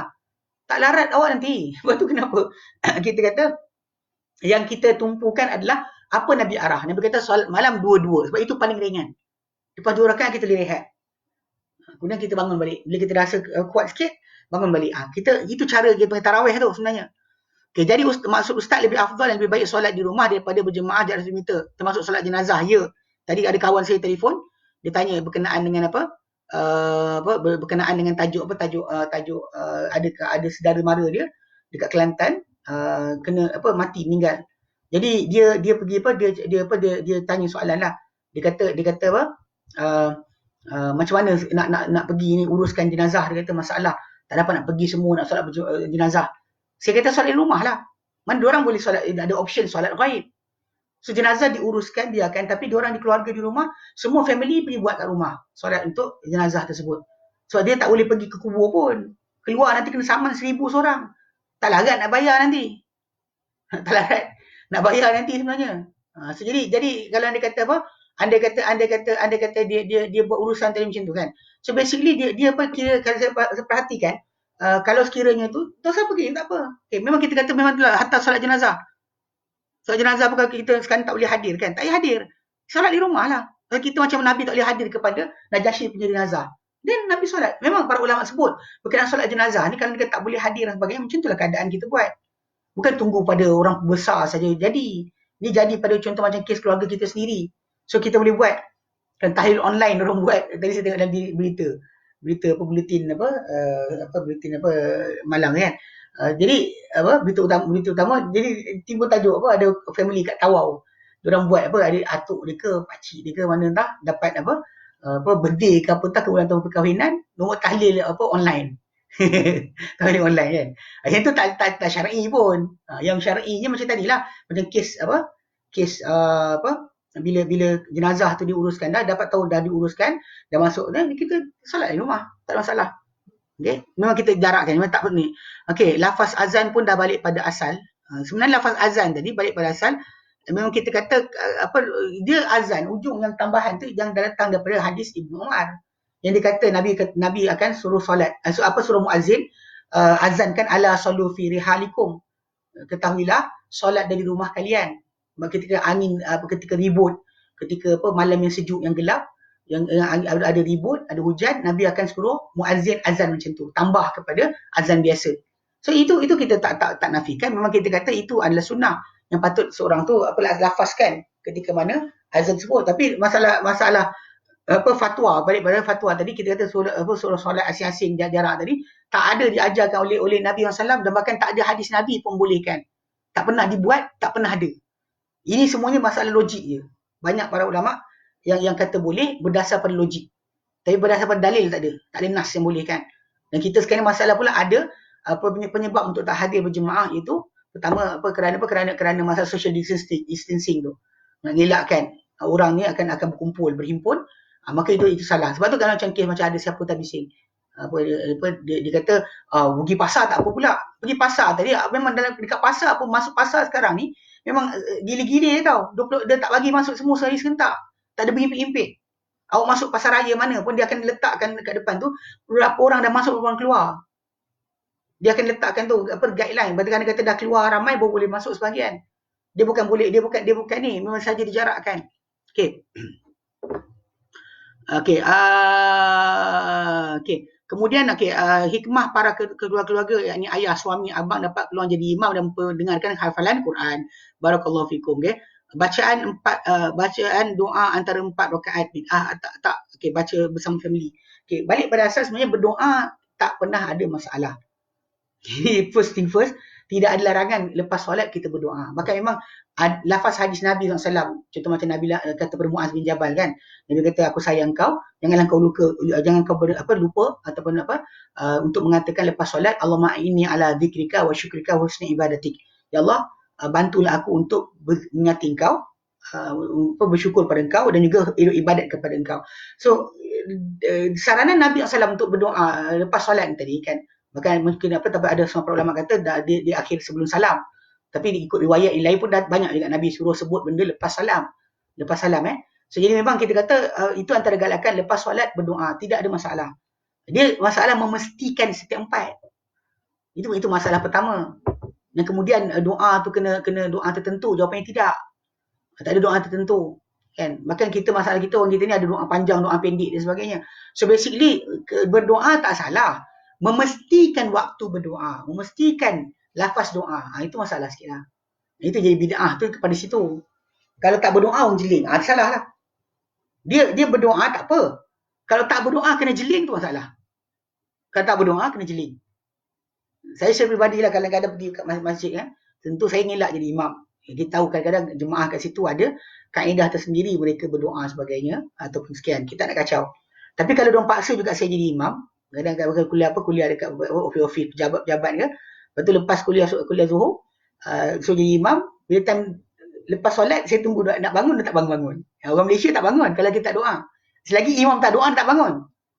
So, jadi saya pun angkat tangan lah. Saya angkat tangan, Rabbana atina fid dunya hasanah wa fil akhirati hasanah wa qina adzabannar. Doa tu je saya doa. Lepas tu dia orang macam, cukup ke? Kadang orang Melayu pula, cukup ke? Aci ke? Ini problem kita. Bila start saja kita memastikan, maka jadi bid'ah. Kalau anda kata tak mesti, kan kita macam nak doa, kita rasa nak berdoa. Macam kita berzikir-berzikir lepas solat tu, kemudian rasa sebab hati kita teringat sesuatu benda. Kita pun angkat tangan, ya Allah. Orang amin kan tak ada masalah. Basically bukan mestilah. Tajuk asal berdoa, mengaminkan doa, tidak ada masalah. Memestikan doa tu setiap kali lepas solat, tu masalah. Itu maksud dia. Baik. Okay, kemudian solat ba'diyah isyak termasuk tarawih ke? Jawapannya tidak. Okay, solat ba'diyah isyak tu dia masuk rawatib yang mengiringi solat fardu. Adapun solat yang qiyam Ramadan ni, dia laksanakan lepas isyak tu yang lebih tepat lepas daripada selesai ibadat harian kita tu yang fardu, barulah datang solat qiyam Ramadan. So basically ba'diyah isyak bukannya termasuk daripada qiyam tersebut sendiri. Dia berasingan sebab ba'diyah isyak kita buat tak kira kita nak bangun malam karang ke tidak. Mana contoh macam lepas isyak kita solat 2 rakaat atau 4 rakaat lepas isyak, lepas tu kita tidur ke, kemudian nanti lepas 2.30 kita bangun balik. Itu tajuk lain. So maksudnya basically kat situ memang boleh lah kita buat. Okay. So jadi kita jadikan dia sama. Okay, Ustaz, since kita solat tarawih kat rumah, sesuai tak suruh anak imamkan solat tarawih anak umur 12 tahun. Okay, kalau di rumah kita ada anak kita yang hafal Quran, maka galakkan anak tak jadi imam. Terutama bila bapa tak hafal banyak. Anak hafal banyak. Anak 3-4 juzuk ada dalam kepala. Abah ina atau ina je. Okay. Jadi, anak yang hafal Quran tadi, kedepankan dia jadi imam. Suruh dia jadi imam. Dan bahkan jangan ilzamkan dia doa. Itu yang kes kadang orang banyak tak nak jadi imam sebab takut tak reti nak doa. So sebenarnya tak ada doa tak wajib pun. So basically, tolaklah jadi imam. Bahkan memang kita kata pada zaman Nabi dahulu, Amr bin Salamah, sahabat Nabi SAW, jadi imam satu kampung, bukan solat tarawih. Solat fardu 5 waktu. Umur dia 6 tahun. Satu riwayat 5 tahun, satu kata 6 tahun.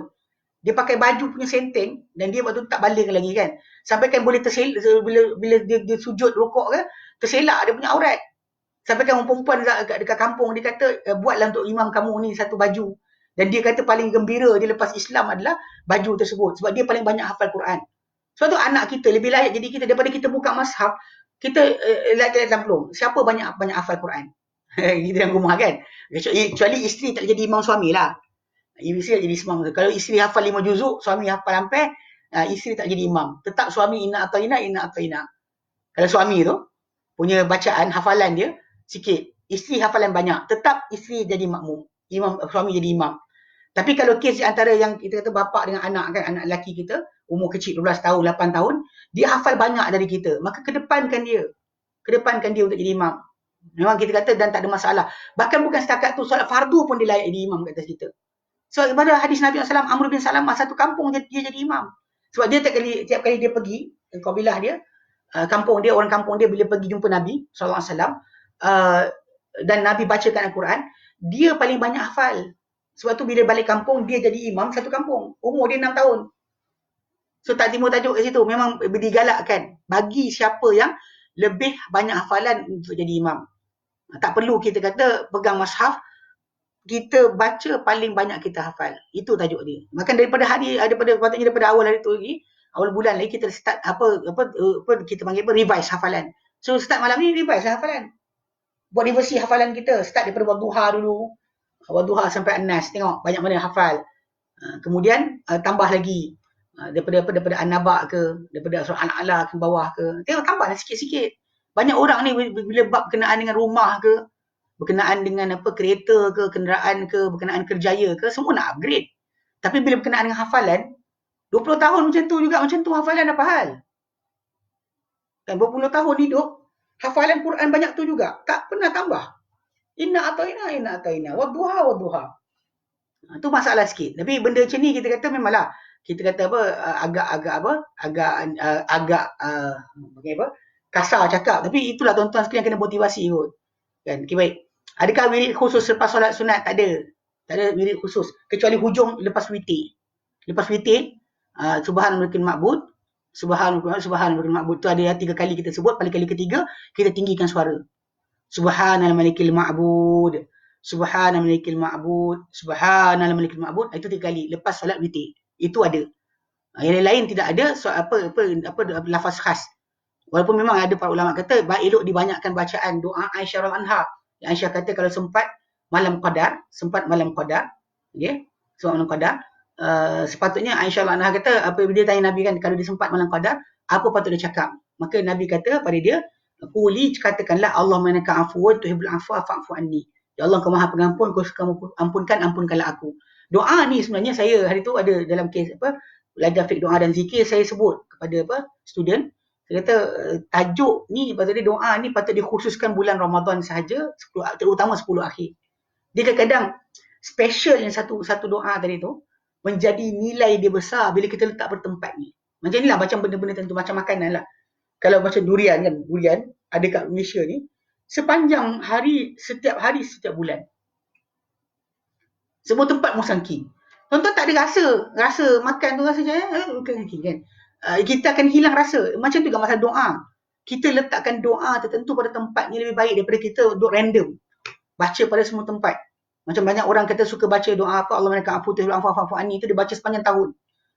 Kita kata benda tu betul, tapi masalah Nabi sendiri SAW suka membaca Rabbana atina fid dunya hasanah wa fil akhirati hasanah wa qina adzabannar. Nabi suka baca tu. Bahkan Aisyah kata paling banyak ni baca doa tersebut.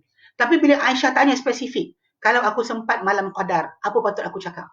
So, mungkin 10 akhir Ramadan kita khususkan doa tersebut. Banyak kita lafazkan pada malam-malam 10 akhir Ramadan. Sebab itu malam kita harapkan bertemu malam qadar. Dan itu yang kita nak spesifik, jatuhnya doa tersebut pada malam qadar. Okay, itu paling tepat. Ya? Okay, boleh tak baca few, gabungkan surah? Memang Nabi, menggabungkan 2-3 surah sekaligus lepas Fatihah tidak menjadi masalah. Sebab memang Nabi sendiri SAW telah sahih baginda baca, lepas baca Al-Fatihah, baginda baca Al-Baqarah, Al-Imran dan An-Nisa. Macam dikatakan oleh Huzaifah, dia follow Nabi tengah solat tengah malam. Nabi baca surah tu. Dia sampai hampir-hampir lari tinggalkan solat. Hampir-hampir lari tinggalkan solat. Atau nak solat duduk. Sebab Nabi solat baca panjang sangat. So dalam hadis tersebut, memang Nabi SAW baca Al-Baqarah, Al-Imran, An-Nisa dalam satu rakaat. So memang boleh seorang tu kalau dia nak campur-campurkan 2-3 surah, tapi dengan lebih betulnya adalah mesti surah tadi ikut tertib dalam mushaf. Sebab Nabi baca ikut tertib mushaf. Agar pasal kita kena faham tertib mushaf kita baca sekarang ni, itu tertib bacaan Nabi SAW. Adapun masalah khilaf berkenaan dengan masa susunan surah ni, adakah dia tauqif atau ijtihadi, adakah dia memang Nabi SAW yang tentukan ataupun ijtihad para sahabat. Ini yang sahihnya adalah ketentuan Nabi SAW. Okey, sebab ayat dalam surah itu memang Nabi SAW punya peletakan. Itu ijma'. Macam mana ayat sekian dalam surah mana, lepas ayat apa, ini Nabi yang buat. Nabi yang letakkan, ini wahyu. Tapi bila letak tentang surah kan, bila terima surah, Nabi mula terima surah Al-Alaq. Antara surah terakhir yang turun adalah At-Taubah. Tapi Nabi SAW dari segi masalah pembacaan, Nabi tak baca macam tu. Macam contoh dalam bacaan Nabi ketika mana qiyam. Yang Huzaifah ikut, Nabi follow, Nabi akan baca Fatihah, kemudian Al-Baqarah, Al-Imran, An-Nisa. So tertib tersebut ada. Dan itulah tertib yang didengar oleh Zaid bin Thabit ketika bacaan Nabi pada kali terakhir dengan Jibril. Sebab tu kalau orang tu nak baca 2-3 surah dalam solat, contoh macam gabung ke 2-3 surah, dia boleh baca, tapi kena, kalau boleh, surah tadi mesti beriringan. Maksud dia, kata dia baca Wadduha, dia baca Alam Nashrah. Okey, ada masalah. Dalam satu rakaat. Baik. Okey. Okey, soalan berikutnya. Sepuluh naik. Okey, pada 10 akhir Ramadan, apa amalan diisikan di rumah? Boleh ke dapat pahala iktikaf? Jawapannya tidak. Iktikaf ini khas di masjid. Iktikaf khas di masjid sahaja. So di rumah kita tu kita dapat pahala menghidupkan rumah kita, tak jadi tanah kubur lah. Tak ada timur tajuk masalah, pahala di rumah sama macam pahala di masjid. Pengisian tetap sama lah. Pengisian waktu kita tutup televisyen, cabut plug. Ni diulangi cabut plug televisyen sepanjang Ramadan. Jangan tengok televisyen dah. Sebulan ni kosongkan waktu untuk zikir, tasbih, tahmid, takbir, tahlil dan sebagainya. Dan kemudian banyakkan baca Quran. Tinggalkan televisyen tu. Ni televisyen tu nak menyala juga, kenapa? Sepanjang Ramadan cabut plug. Lepas Ramadan kan try cucuk balik.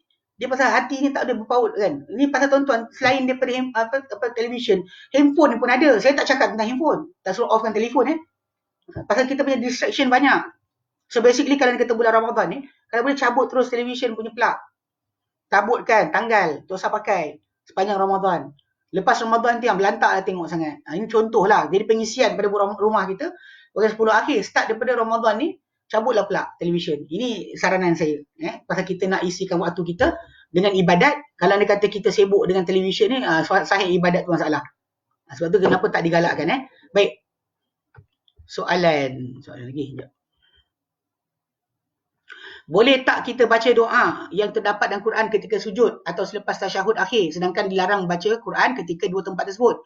Okey, doa yang diambil dari Quran, dia bukan baca Quran. Contoh macam ayat Rabbana atina fid dunya hasanah, itu dah surah Al-Baqarah. Tapi kalau awak baca ayat tersebut, bunyi dia wa minhum may yaqulu rabbana atina fid dunya hasanah wa fil akhirati hasanah wa qina adzabannar. Doa tu datang dengan lafaz macam tu. Lafaz dia adalah lafaz dengan wa minhum may yaqul. Ketika baca doa, kita tidak qul. Kita baca wa minhum may yaqul, kita baca terus rabbana atina, itu kita tiru doa Quran, bukan baca Quran. Perbuatan orang yang mengambil doa dari Quran untuk diamalkan atau dia baca, itu tak dikira membaca Quran ketika sujud ke ketika mana sebelum bagi salam, selepas tasyahud, tidak dikira membaca Quran. Dalam sujud tak boleh baca Quran, bukannya tak boleh tiru doa Quran. Hatta doa Rabbana zalamna anfusana pun, doa tersebut sebenarnya kalau kita fahamkan, lafaz dia daripada awal bukan bunyi macam tu. Lafaz dia qala rabbana, qala rabbana. Putus. Assalamualaikum. Sorry. Saya pun tak tahu kenapa putus. Semalam putus terus, bukan putus sikit. Hilang terus. Saya pun tak dapat nampak apa. Hari ni alhamdulillah masih lagi berterusan. Semalam kamera tak ada on balik. Okey, ala kuliah kita faham So jadi basic dia dekat situ. Okey, sama lagi. Tadi kita sebut tentang tajuk dia. Okey, bacaan solat malam ni atau qiyam Ramadan atau selainnya tidak dibataskan oleh Nabi SAW. Sebenarnya tak ada batasan. Okey. Dan tak ada batasan yang dengan pelampauan ataupun pengurangan. Bahkan dahulu bacaannya berbagai-bagai. Ada panjang, ada pendek. Kadang-kadang dibaca pada setiap rakaat itu dengan kadar surah Al-Muzammil, iaitu dalam 20 ayat. Kadang-kadang dibaca 50 ayat. Okey. Itu yang kita kata lihat Jadi kan ada hadis Nabi SAW dia kata man shalla fi lailatin bimi'ati ayatin.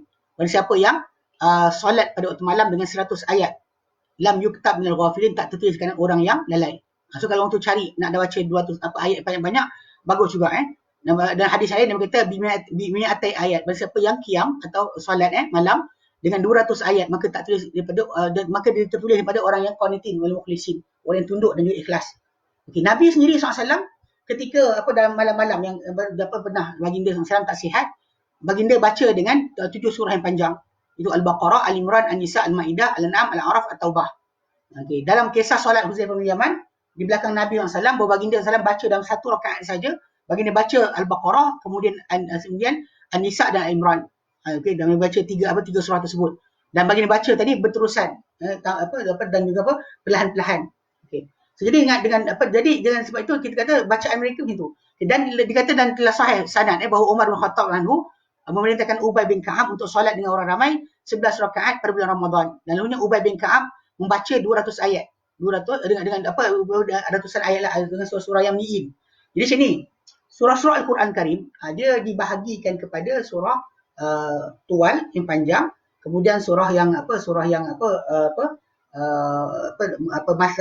mi'in, kemudian surah Al-Masani, kemudian surah Mufassal. Okey. Mufassal daripada Qaf sampai An-Nas, tapi sebelum dia tu ada pembahagian lah. Mana surah yang jumlah dia 100 lebih ayat. Dia kita 7 surah panjang lah. Al-Baqarah, Al-Imran, An-Nisa, Al-Maidah, Al-An'am, Al-A'raf. At-Taubah sekali dengan At-Taubah jadi atau masuk sekali, dimasukkan sekali tu. Lepas tu kemudian surah-surah lepas dia itu dipanggil sebagai apa Anfal apa Taubah hujung sekali. Jadi bila dipanggil lepas itu lepas daripada surah yang pencak Taubah dan seterusnya, Yunus, dipanggil surah yang mi'in atau yang ratusan ayat. Macam surah macam Al-Kahfi panggil apa Masani. Okey, jadi kalau dikata ketika mana Ubay bin Ka'ab menjadi imam, dia banyak baca surah-surah yang macam itulah. Macam surah apa Yunus, surah Hud, yang kita tu jumlah rakaat dia, ayat dia ratusan ayat ratusan ayat. Tak lebih tak sampai 200, tapi ratusan ayat lah, 100 lebih sikit ya. Dia kata dan apa orang belakang dia sampaikan ada orang belakang dia bersandar pada tongkat kerana lamanya berdiri. Dan mereka dan mereka dulu tidak apa beralih kecuali pada awal fajar. Awal fajar baru mereka berhenti solat dia kata. Ini ada keadaan tertentu yang para sahabat buat Nabi macam tu. Dan telah sah daripada Umar bin Khattab bahawa dia memanggil para qurra pada bulan Ramadan, perintahkan mereka untuk menyegerakan bacaan dan baca pada 30 ayat. 30 ayat dan pertengahan 25. Dan apa yang paling slow dengan 20 ayat. Jadi maksudnya Umar sini pun ada tegurlah supaya mereka baca panjang sikit, cepatkan sikit bacaan. Tak panjang sangat bacaan. Okey, dan itu okey, kalau berjemaah, kalau anda kata orang tu solat bersorangan, dia boleh panjang banyak mana dia nak. Tapi ketika berjemaah dan jika bersama dia ni ada dia dan jika bersama dia orang yang bersetuju dengan dia, maka lagi panjang bacaan lagi baik. Dan begitu tidaklah melampau panjang sampai sehingga menghidupkan malam seluruhnya kecuali sikit. So itibak Nabi SAW dan petunjuk Nabi SAW, Nabi tak bangun sepanjang malam. Nabi tak bangun sepanjang malam. Nabi bangun keseluruhan malam, the most of the night, tapi Nabi tak bangun seluruhnya. Macam dalam kita sebut tadi kan, ikut pada hadis yang Abu Dzar kata, Nabi bangun sepertiga awal malam, kemudian Nabi bangun separuh malam, kemudian Nabi bangun sepertiga balik tapi hujung akhir malam. Itu contoh macam Nabi SAW punya agihan. Kena ada waktu rehat. Okay. Adapun jika dia solat dengan imam, maka dia bersolat bersama imam, maka dia boleh baca panjang tapi jangan yang menyusahkan orang belakang lah. Memang Nabi SAW, tapi walaupun ada para ulama kata hadis tentang imam tak boleh baca panjang ketika solat berjemaah ni adalah ketika solat fardu. Adapun solat sunat memang tak ada kepastian untuk orang ramai ikut dia. Solat fardu orang mesti ikut dia di masjid, tapi kalau solat sunat tak ada. So jadi imam dalam solat sunat ni, walaupun ada para ulama kata di riwayat sebut patut untuk memendekkan bacaan dia kata. Walaupun sebenarnya ikutkan solat sunat tak ada masalah. Dia panjang mana pun tak apa. Okey. Dan okey banyak masuk doa kunut. Okey. Kunut witir riwayat tu datang ada yang sebut berkenaan dengan 15 lepas 19 Ramadan. Tapi sebenarnya soal kunut witir ni sebenarnya tak ada ketetapan nak dibaca witir mana. Sebenarnya kalau orang tu baca pada witir mana sekalipun tak masalah. Tidak ada masalah. Solat witir mana pun, kan daripada awal Ramadan pun bukan Ramadan pun dibaca, tak ada masalah. Sebab solat witir kunut witir Ramadan kunut witir bukan hanya untuk Ramadan. Bahkan memang dari riwayat yang datang tentang Allah Mahdini Fiman Hadai itu kunut witir itu bukannya mesti Ramadan sebenarnya. Cuma ada perbuatan para sahabat macam Ubay bin Ka'ab dahulu, dia akan kunut dengan orang ramai di masjid selepas 15. Itu riwayat yang datang perbuatan para sahabat. Adapun Nabi SAW sebenarnya kunut witir, tak kira orang tu buat Ramadan atau bukan Ramadan tak ada masalah. Tapi kerana perbuatan daripada setengah para sahabat Nabi SAW macam Ubay bin Ka'ab yang jadi imam untuk qiyam di Masjid Nabawi. Maksud ustaz susunan surah ketika solat malam ni sunnahnya mula dengan surah pendek ke panjang? Tak ada. Maksud surah tertib. Contoh macam tertib macam dalam mushaf. Tertib macam dalam mushaf. Sebaiknya kalau orang tu baca surah-surah banyak, ikut tertib bilangan, itu tertib. Contoh tadi kalau kes tadi ada yang tanya soalan, boleh tak dalam satu rakaat lepas Fatihah tu baca 2-3 surah? Saya kata boleh, tapi kalau boleh surah yang ikut tertib lah. Pasal macam buat duha, dia baca surah Alam Nashrah, Al-Insyirah dia baca yang tu. Okey, kena lepas surah Al-Duha, Al-Nashrah. Akan dia baca lepas surah Al-Alaq, dia baca surah Al-Qadar. So dia tertib dia macam itu, maksud tertib saya. Maksudnya saya fahamkan tertib tu dah itu. Baik. Okay, sambung. Okey, dan dia kata ini waktu solat tadi kita katalah waktu solat malam ni adalah solat malam, solat witir ni, solat qiyam Ramadan ni adalah solat malam. Itu lepas Isyak sehingga fajar. Kerana sabda Nabi sallam Allah Ta'ala dalam hadis Nabi SAW berkata, innallaha zadakum salatan. So Allah tambahkan untuk kamu satu solat. Wa huwa witrun. Dan dia adalah witir atau solat ganjil, jumlah dia ganjil. Fasalluha baina salatil isya ila al-fajr. Maka solatkanlah ia selepas solat di antara solat isya sampai solat fajar. Dan lafaz witir itu dalam sebahagian hadis datang dengan maksud solat malam. Solat malam Okay, yang ke-11 kita bincang ini. Solat pada akhir malam lebih afdal bagi siapa yang mudah untuknya, kerana sabda bagi Nabi sallallahu alaihi wasallam, kata man khafa alla yaquma min akhiril laili falyutir awwalahu. Barang siapa yang bimbang takkan bangun pada akhir malam, maka witirlah pada awalnya. Mana solatlah jumlah ganjil pada awalnya. Wa man tama'a ay yaquma akhirahu falyutir akhiral lail. Ya. Barang siapa yang berasa sungguh-sungguh untuk bangun akhir malam, maka witirlah akhir malam. Kerana sungguhnya solat fa inna salatul akhir laili masyhudah. Wadhalika afdal. Solat akhir malam dipersaksikan dan juga itu lebih afdal. Maksud dipersaksikan, wallahu a'lam, mungkin di hari para malaikat dan kemudian disaksikan oleh Allah SWT. Wallahu a'lam, sebab kita tahu seperti akhir malam adalah waktu di mana Allah Ta'ala akan menyeru, melihat pada hamba-hambanya, tak ada siapa nak minta aku berikan, tak ada siapa nak taubat aku berikan taubat, tak ada siapa minta ampun aku ampunkan. Ini tiap-tiap malam berlaku permintaan hamba ni akan dimakbulkan. Jadi waktu itu waktu paling afdal. Okey. Jadi kalau kita orang yang kiam di rumah ni, dia boleh ada option tadilah.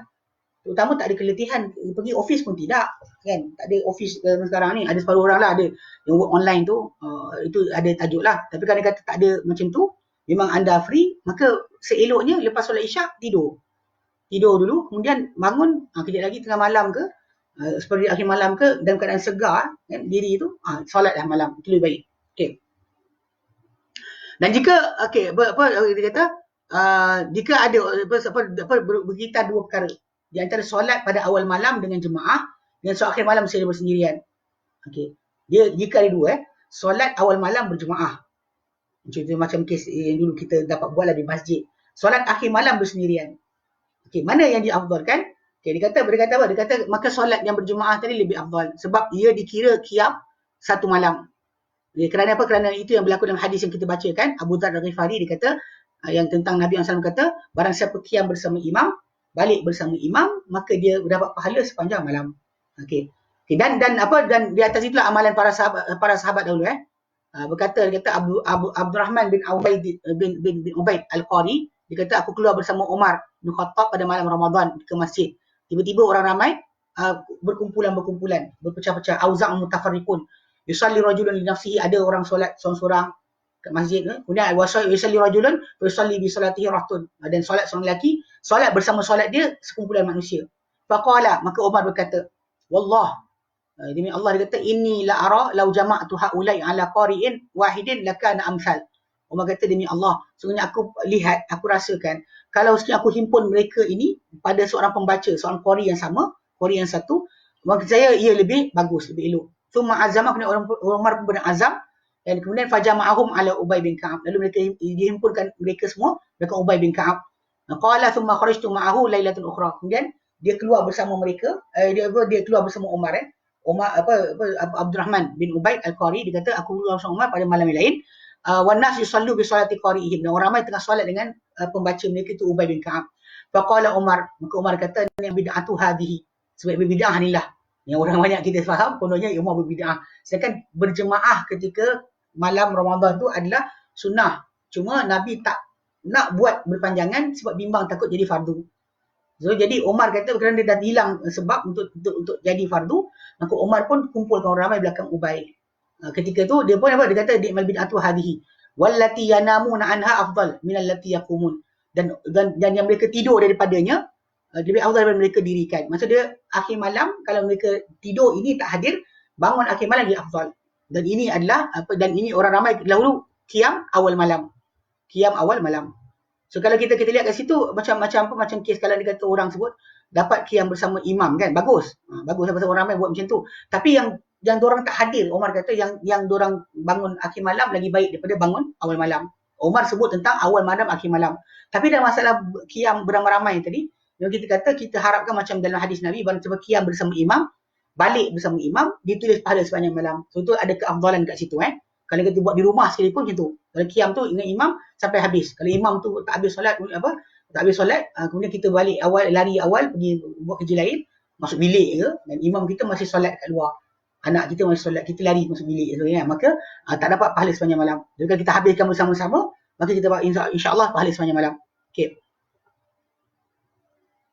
Dan kemudian apa dia kata Abdullah dia kata dulu solat bersama kami bulan Ramadan. Dia kata pada bulan Ramadan dia habis solat tengah malam. Jadi basically kalau kita faham kat situ kisah perbuatan Abdullah bin Ubay tu, dia solat bulan dia kata dia cerita kelakar dia hujung bulan akhir 10 akhir tu Abdullah bin Ubay Ubay bin Ka'ab dahulu dia solat dengan orang ramai tapi hujung malam dia lari. Dia hujung akhir malam dia lari. Dia di hujung ni akhir last 10 night Ramadan tu dia lari. Itu ada riwayat yang datang. Dia nak solat sendiri-sendiri. Kadang-kadang kenapa pasal dia solat dengan orang ramai dia tak boleh nak solat panjang-panjang. Dia terpaksa solat pendek-pendek macam Umar arahkan. Jadi ada riwayat dia baca panjang dan Umar tegur. So dia tak sedap jadi last akhir Ramadan dia lari. Nak solat sendiri. Itu ada juga kisah dia. Okey. Dan dia kata dahulunya Nabi SAW tu, apa dia kata berkenaan dengan solat solat witir pula. Solat witir kalau dia kata kita buat kan, memang kita kata jumlah dia mesti apa? Mesti 3 rakaat, mesti jumlah ganjil. Dia boleh orang tu witir dengan satu, contoh macam solat kemudian solat satu je. Jadi dia kata solat malam 2. Bila bimbang seorang kamu akan masuknya subuh, fajar, maka solatlah satu saja. Dia bimbang kan nak habis, maka solat satu saja. So dia boleh solat 2, bila bimbang nak tu, dia solat satu. Tapi kebiasaan Nabi akan buat 3 rakaat. Cuma masalah yang berlaku timbul tajuk, masalah jangan serupakan solat witir tadi seperti apa? Seperti solat maghrib. Maksudnya jangan ada tasyahud awal. Dekat sini yang timbul tajuk ada para ulama faham dengan jangan serupakan maghrib dengan buat 3 straight tu sama macam jangan serupakan maghrib. Ada faham dengan jangan serupakan maghrib dengan putuskan buat 2-1. Itu kita lihat dalam perbahasan tentang tajuk apa Nabi SAW dahulu kita kata perbahasan berkenaan kata kita buat 2-1 tu sebab nak serupakan dengan maghrib. Allahu a'lam. Ini semua ijtihad tapi memang Nabi sendiri sebut dalam hadis yang sahih dia kata solat malam 2 bila kamu bimbang untuk akan masuk waktu masuknya subuh solatlah satu saja. Sekejap tengok soalan Ustaz dulu kan witir witir awal malam tu boleh ke 1 atau 3 rakaat lepas tu akhir malam sambung ni lebih. Apa kira solat sepanjang malam? First thing first, masalah witir kan. Kita memang jadikan solat witir ni penutup malam. Yang timbul tajuk sekarang ni ada riwayat yang datang berkenaan dengan Nabi SAW disebut tentang tajuk kalau dia kata Nabi kata inna hadas safar juhdun wa thaqal. Pasal dia lepas dia solat kita solat malam kita solat malam, kita takut solat malam kita tu kita takut kalau sekiranya kita tak witir awal-awal kita tertidur terus. Hadis riwayat. So saya dengar lah macam timbul tajuk ada orang dia sarankan kepada orang dah witir buat pula lepas tu hadis tu daripada Ibnu Khuzaimah. Hadis tu bunyi macam ni. Dia kata inna hadha safar juhdun wa thaqal. Sesungguhnya musafir ni, safar ni adalah keletihan dan juga keberatan, berat dan letih. Barang siapa yang dia kata fa idza awtaradukum falyarka rak'ataini. Bila witir seorang kamu maka solatlah 2 rakaat. Solatlah 2 rakaat. Mana pula tadi? Solatlah 2 rakaat. Kita fa idza dia kata falyutir ahadakum falyarka rak'ataini fa in istaqadha wa illa kana talahu. Dia kata solat je 2 rakaat. Tapi inilah macam ada orang kata tambah 2 rakaat. 2 rakaat untuk panggil menggenapkan balik jumlah. Dia solat satu. Dia solat satu untuk genapkan balik. Itu sebenarnya kaedah tersebut tidak ada kaitan dengan Nabi SAW ajarkan. Kalau dia kata ikut hadis Nabi, kalau orang tu solat malam-malam, kalau dia kata dia terbangun balik, dia solat malam lepas tu tak payah witir dah. Witir tak ada 2 witir dalam satu rakaat satu malam dulu awal malam kadang kata dulu kan witir awal malam. Malam tu boleh ke sambung 1 rakaat lepas tu 3 akhir. Itu yang kita kata ada tadi. Sepatutnya kalau dia kata orang tu macam Nabi kata kalau dia solat malam-malam lah. Kalau dia bimbang tak bangun solat 3. bukan solat di awal malam. Kalau masa lepas isyak terus solat. Kalau dia rasa boleh bangun, maka tunggu akhir malam lah. Kalau dia memang bersedia, kalau tak terbangun pun pahala tetap berjalan. Dia pahala bangun malam. Jadi kadang kata tak ada kaedah yang witir saya tak 3, tambah 1 kemudian baru sambung lagi. Itu tak ada sebenarnya. Maka tak dikirakan itu sebagai kaedah yang betul. Kaedah betul dia adalah buat yang ikut kadar macam Nabi sebutkan tadi. Mana yang mudah untuk kita laksanakan sedemikian. Okey. Ya.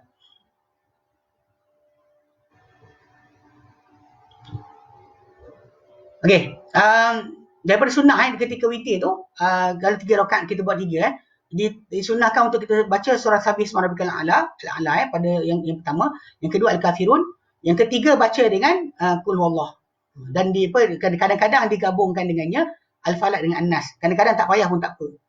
Dan juga dengan surat telah sah daripada Nabi SAW bahawa baginda baca sekali dalam rakaat witir tadi dengan 100 ayat surah dengan 100 ayat daripada surah An-Nisa pun ada juga. Jadi maksudnya tak ada sebenarnya ketentuan dekat situ. Okey. Dimestikan macam mana. Senang witir tadi kalau boleh baca yang Al-A'la, Al-Kafirun, kemudian ketiga tu Qul Huwallahu saja pun tak apa, tambah 3 pun tak apa, tak ada masalah kat situ. Itu luas. Memang ada Nabi SAW baca dalam itu diriwayatkan sedemikian. Tapi mestikan tak boleh lah. Yang kata mesti, kadang ada setengah para ulama meninggalkan akan turutan tersebut macam kes sajadah pada pagi Jumaat. Bila orang mestikan jadi masalah lah, pasal Nabi bukan sentiasa buat macam tu. Nabi pernah buat tapi bukannya maksudnya sentiasa buat. So kena jaga sikit, kalau banyak buat okey. Mestikan buat salah. Okey. Dan dalam kita kunut tadi sebenarnya ringkasnya kunut macam tu, tapi kunut yang tambahan contoh macam dengan kunut nazilah sebagainya tak mengapalah tambahan macam melaknat orang-orang kafir yang mengungsi Islam sebagainya, dan juga minta keampunan untuk orang Islam, minta keselamatan untuk umat Islam. Itu tak ada masalah di situlah. Sebab benda ini telah sabit dalam hadis Abdullah bin Abdul Qadir. Dia kata dalam hadis kisah Umar bin Khattab tu, dia kata dahulu mereka melaknat orang kafir pada separuh Ramadan.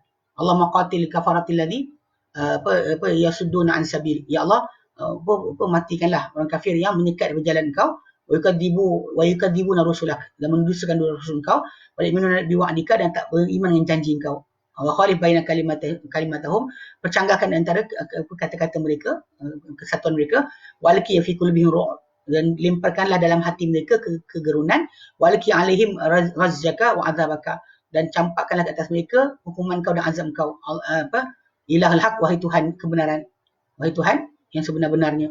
So jadi maksudnya yang ni kes yang dikatakan lepas 19 Ramadan tu, dalam hadis Ubay bin Ka'ab jadi imam tu, memang lepas Ramadan dia akan buat witir macam tu. Okey.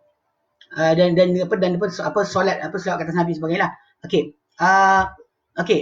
Daripada sunnah lepas daripada seorang tu habis solat witir. Okey. Okay. Dia patut membaca, contoh antaranya ketika sujud. Ada yang kata ketika lepas tasyahud sebelum salam, ada kata ketika sujud akhir, yang mana Nabi sendiri SAW pernah, Aisyah radhiyallahu anha terpegang kaki Nabi ketika Nabi tengah solat malam.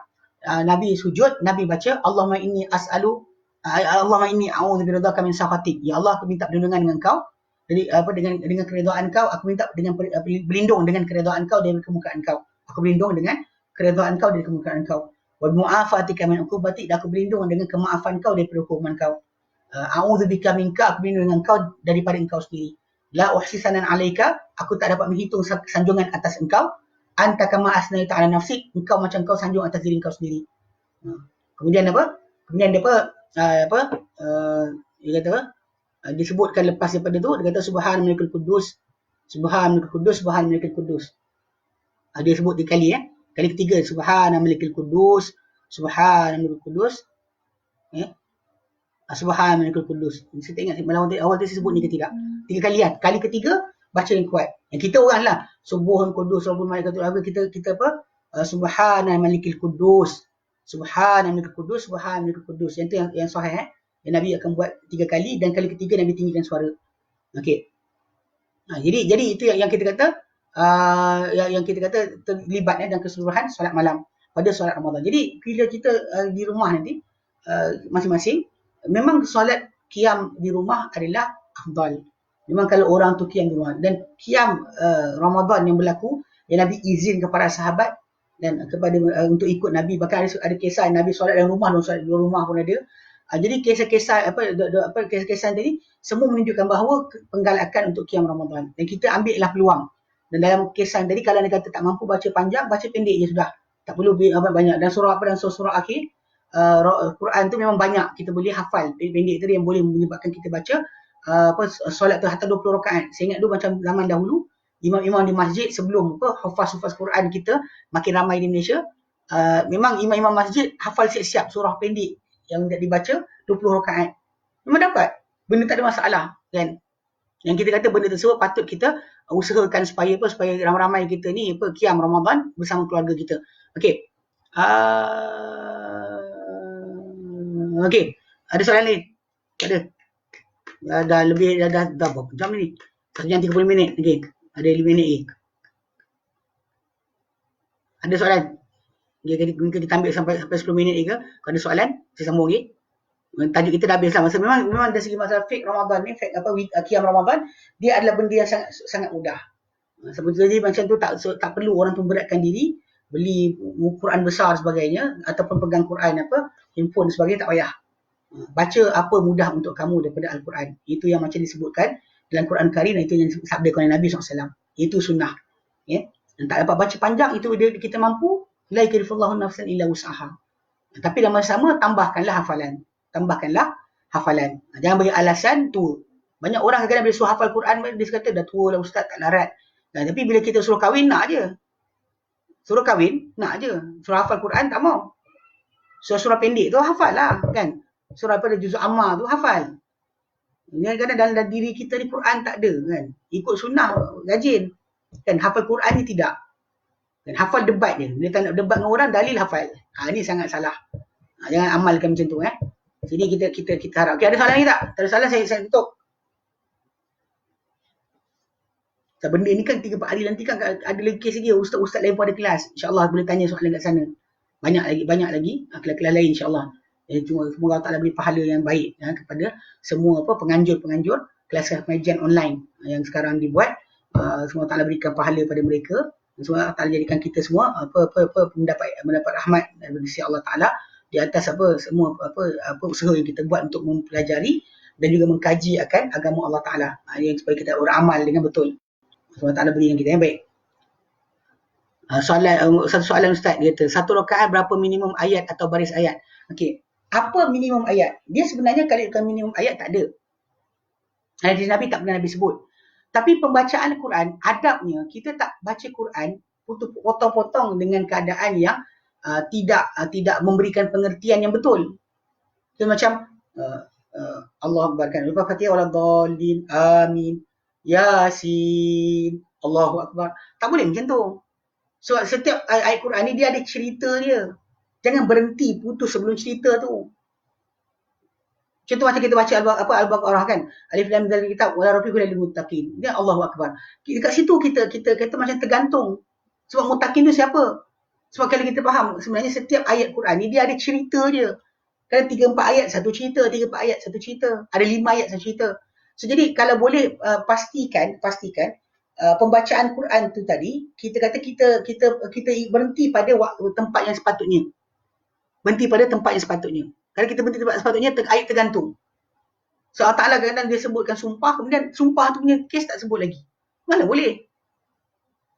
Kan? Pasal contoh macam wasyamsu duhaha, ada 10 sumpah. Lepas tu, ujung yang betulnya apa? Qad aflaha man zakkaha.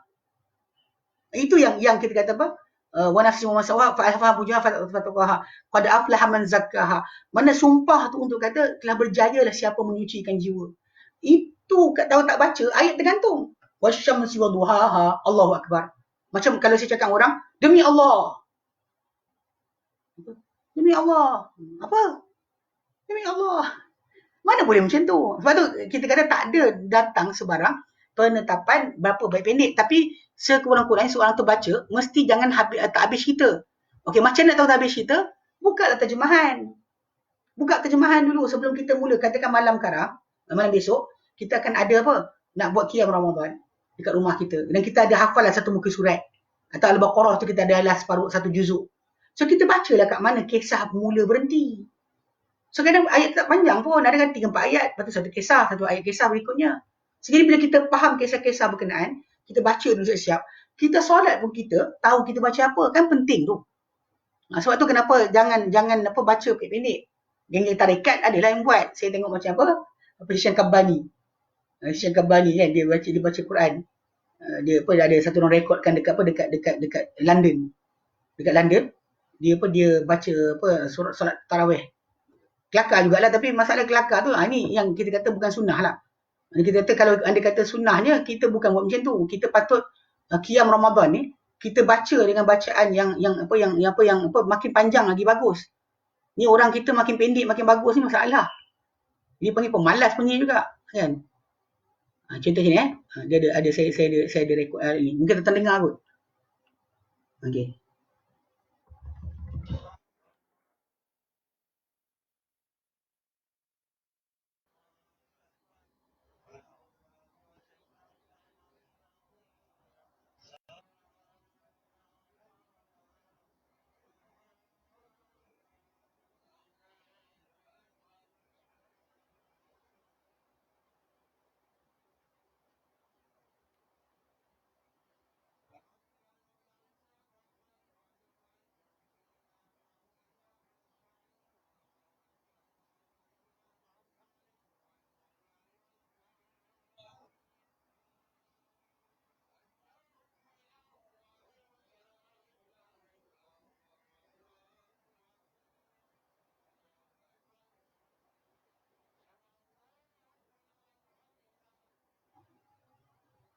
Okay. Ini contoh-contoh yang saya playkan tu. Itu contoh macam mana solat ahli bid'ah. Dia baca satu ayat je. Ayat 163 Al-Baqarah pun dia lompat. Sebab sebenarnya kalau kita baca ayat 163, 664, 65, dia berkait. Ayat 163 cerita tentang tajuk uluhiyah Allah Ta'ala. Ayat tentang 163, rububiyah 164, rububiyah pentadbiran Allah Ta'ala. Ayat 165 Allah Ta'ala sebut, wa minan nasi may yattakhidhu min dunillahi andadan yuhibbunahum ka hubbillah. Adakah manusia ni mengambil selain Allah Ta'ala sekutu-sekutu yang mereka cintakan sekutu tadi seperti cintakan Allah Ta'ala. Walladzina amanu asyaddu hubban lillah. Jika orang-orang yang beriman lebih dahsyat cinta kepada Allah Ta'ala. Allah Ta'ala ceritakan tentang akhirat apa akan terjadi pada mereka. So kalau kita baca itu, dia mesti ada cerita. Jangan baca Quran tak tahu cerita. Dan benda ni bukan susah. Buka terjemahan lah. Buka terjemahan sekarang. Daripada kita nak baca malam sekarang, buat revisi sekarang. Sekarang baca dulu. Kemudian bangun, kita faham apa kita baca. Itu penting Baik, saya mengikut imam bertarawih di masjid di surau. Saya balik rumah, sambung terus tarawih. Atau boleh rehat dan sambung kemudian. Haji baru masuk ke? Baru masuk. Itu masalah dia. Okay. Ingat mungkin baru masuk kot. Ingat sini. Kalau macam saya sebut tadi kan, kalau orang tu qiyam bersama imam di tarawih di masjid, dia tak perlu balik rumah buat lagi dah. Tidur je sampai pagi. Sahur. Okay. Kalau dia kata orang tu, dia pasal sebenarnya qiyam Ramadan ni, digalakkan orang tersebut, dia tak bangun dah lepas tu. Tidur. Dia bangun bersama imam, balik bersama imam, dapat pada sepanjang malam. Tak perlu bangun dah. Dan kalau kadang-kadang orang tu buat double, tu dia last sekali nanti, saya ulang balik siang nanti awak sebagai seorang pekerja, awak sebagai seorang suami, sebagai isteri, sebagai seorang anak, sebagai seorang pelajar, sebagai seorang guru, awak mungkin akan neglect tugas awak.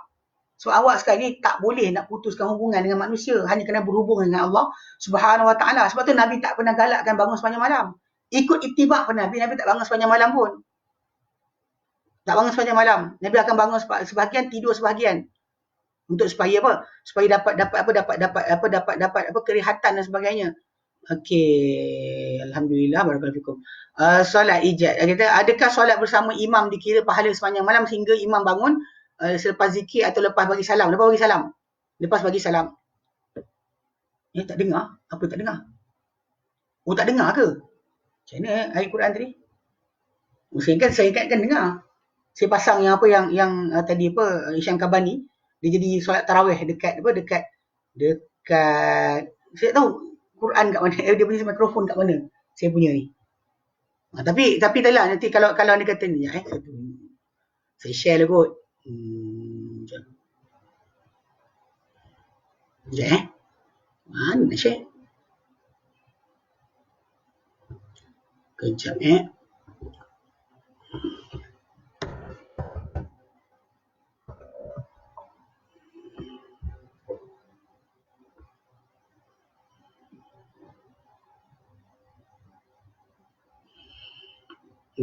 Saya buka ya. Sementara tu kalau siapa ada soalan, boleh tulis balik. Tulis nanti saya layan. Okey, sekejap. Pasal tajuk ni takut benda ni panjang sangat.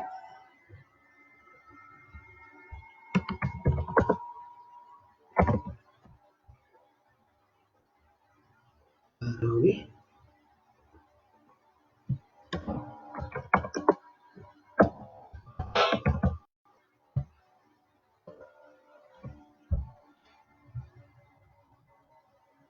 Ni.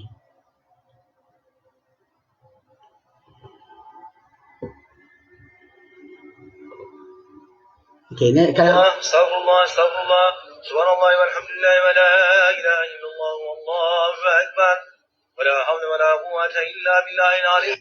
Ya. Okay, saya bagi apa? Link ya. Mana nak tulis ni?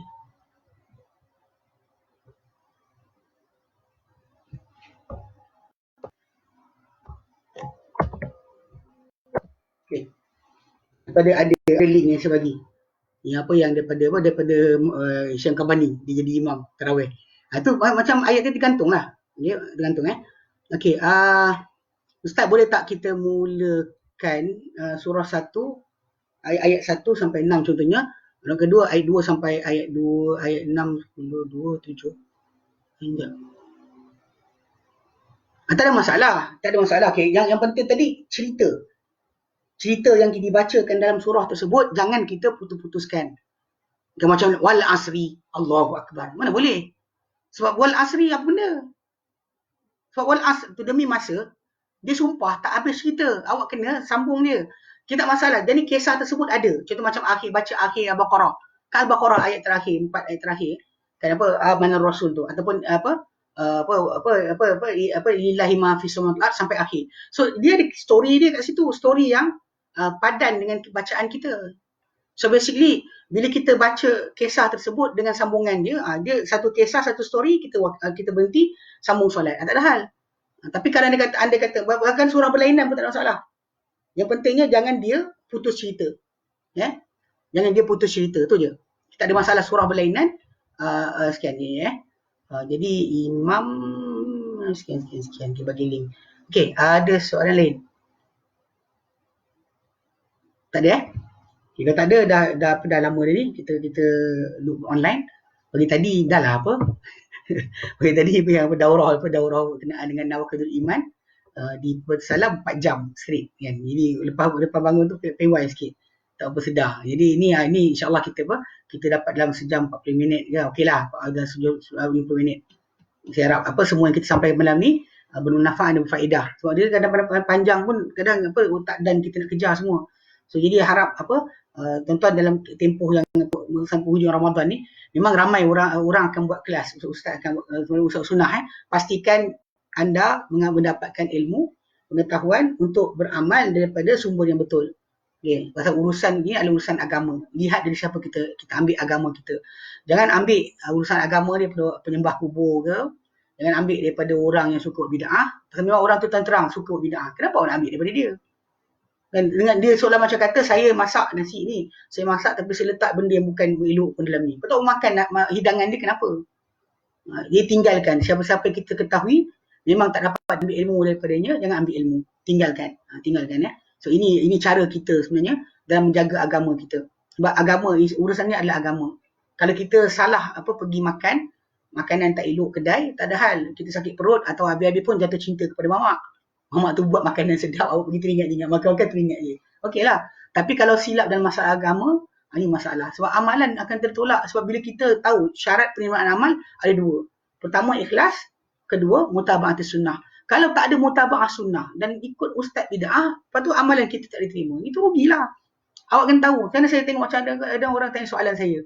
Ustaz ni kata apa? Saya tengok muka dia letak soalan, ustaz sekian. Saya kata kenapa tanya ikut ajaran ustaz ni? Awal-awal lagi dia dah gagal. Memang kerja dia penyebar bid'ah. So jangan jadikan dia sebagai rujukan. Jadi harap macam itulah. Perlukan niat imam jika dia siapa jadi imam tak perlu niat. Ni kena faham Siapa jadi imam tak dalam semua mazhab, imam tak wajib berniat jadi imam. Makmum saja kena niat jadi imam. Sebab apa?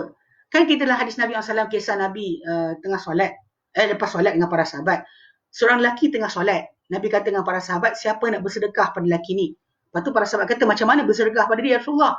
Rasulullah kata, solat bersama dia. Beberapa orang sahabat bangun solat bersama orang tersebut. Okay. Tajuk dia adalah orang tu dah siap solat. Pada permulaan solat, dia memang dah ada niat dia sendiri. Makmum yang datang, yang perlu niat jadi makmum. Dia sebagai imam tak tukar niat. Imam tak perlu tukar niat. Jadi anak kita solat jadi imam tadi, dia terus jadi imam solat saja dia solat sunat kerana Allah Taala, Allahu Akbar. Habis cerita. Tak ada sebarang penukaran niat. Adapun kita yang makmum ni kena niat jadi makmum. Imam tak perlu niat jadi imam. Tak kira orang tu solat sunat ke, solat fardu ke, tak perlu solat niat jadi imam. Okey? Baik. Jadi kita berhenti sini insya-Allah. Nanti tuan-tuan pastikanlah cari tempat-tempat pendudukan ilmu yang sahih. Jangan ambil daripada orang yang tidak diketahui ataupun disangsikan akan ilmu yang dipelajari. Akhlak dia baik saja benda. Tapi kalau sumber dia tak elok, biarlah baik perangai dia sekalipun, kita kata benda berkenaan kalau bukan ajaran daripada sunnah Nabi, tak payah ikut. Dia sembah kubur, kemudian kata ziarah kubur ada adab. Siapa cakap? Adab ziarah kubur sebenarnya hanyalah kita mendoakan orang di kubur dalam diri kita. Bukan kita pergi kata, wahai Tuhan kami datang, selamatkan kami, tolonglah kami. Itu semua sekali adalah benda yang patut kita semua faham. So jangan ambil ilmu daripada orang yang tidak betul ilmunya, sumbernya. Nampak ahli bid'ah tinggalkan. Dia pastikan pada minggu-minggu akhir ni sebelum Ramadan, dan memang ilmu sebelum beramal. Kita kena ada ilmu sebelum beramal. Pastikan amalan kita menepati kehendak Allah dan Rasulnya berdasar pada sunnah Nabi SAW. Baik. Wallahu a'lam. Wa sallallahu ala sayyidina Muhammad wa ala alihi wasallam. Alhamdulillah rabbil alamin.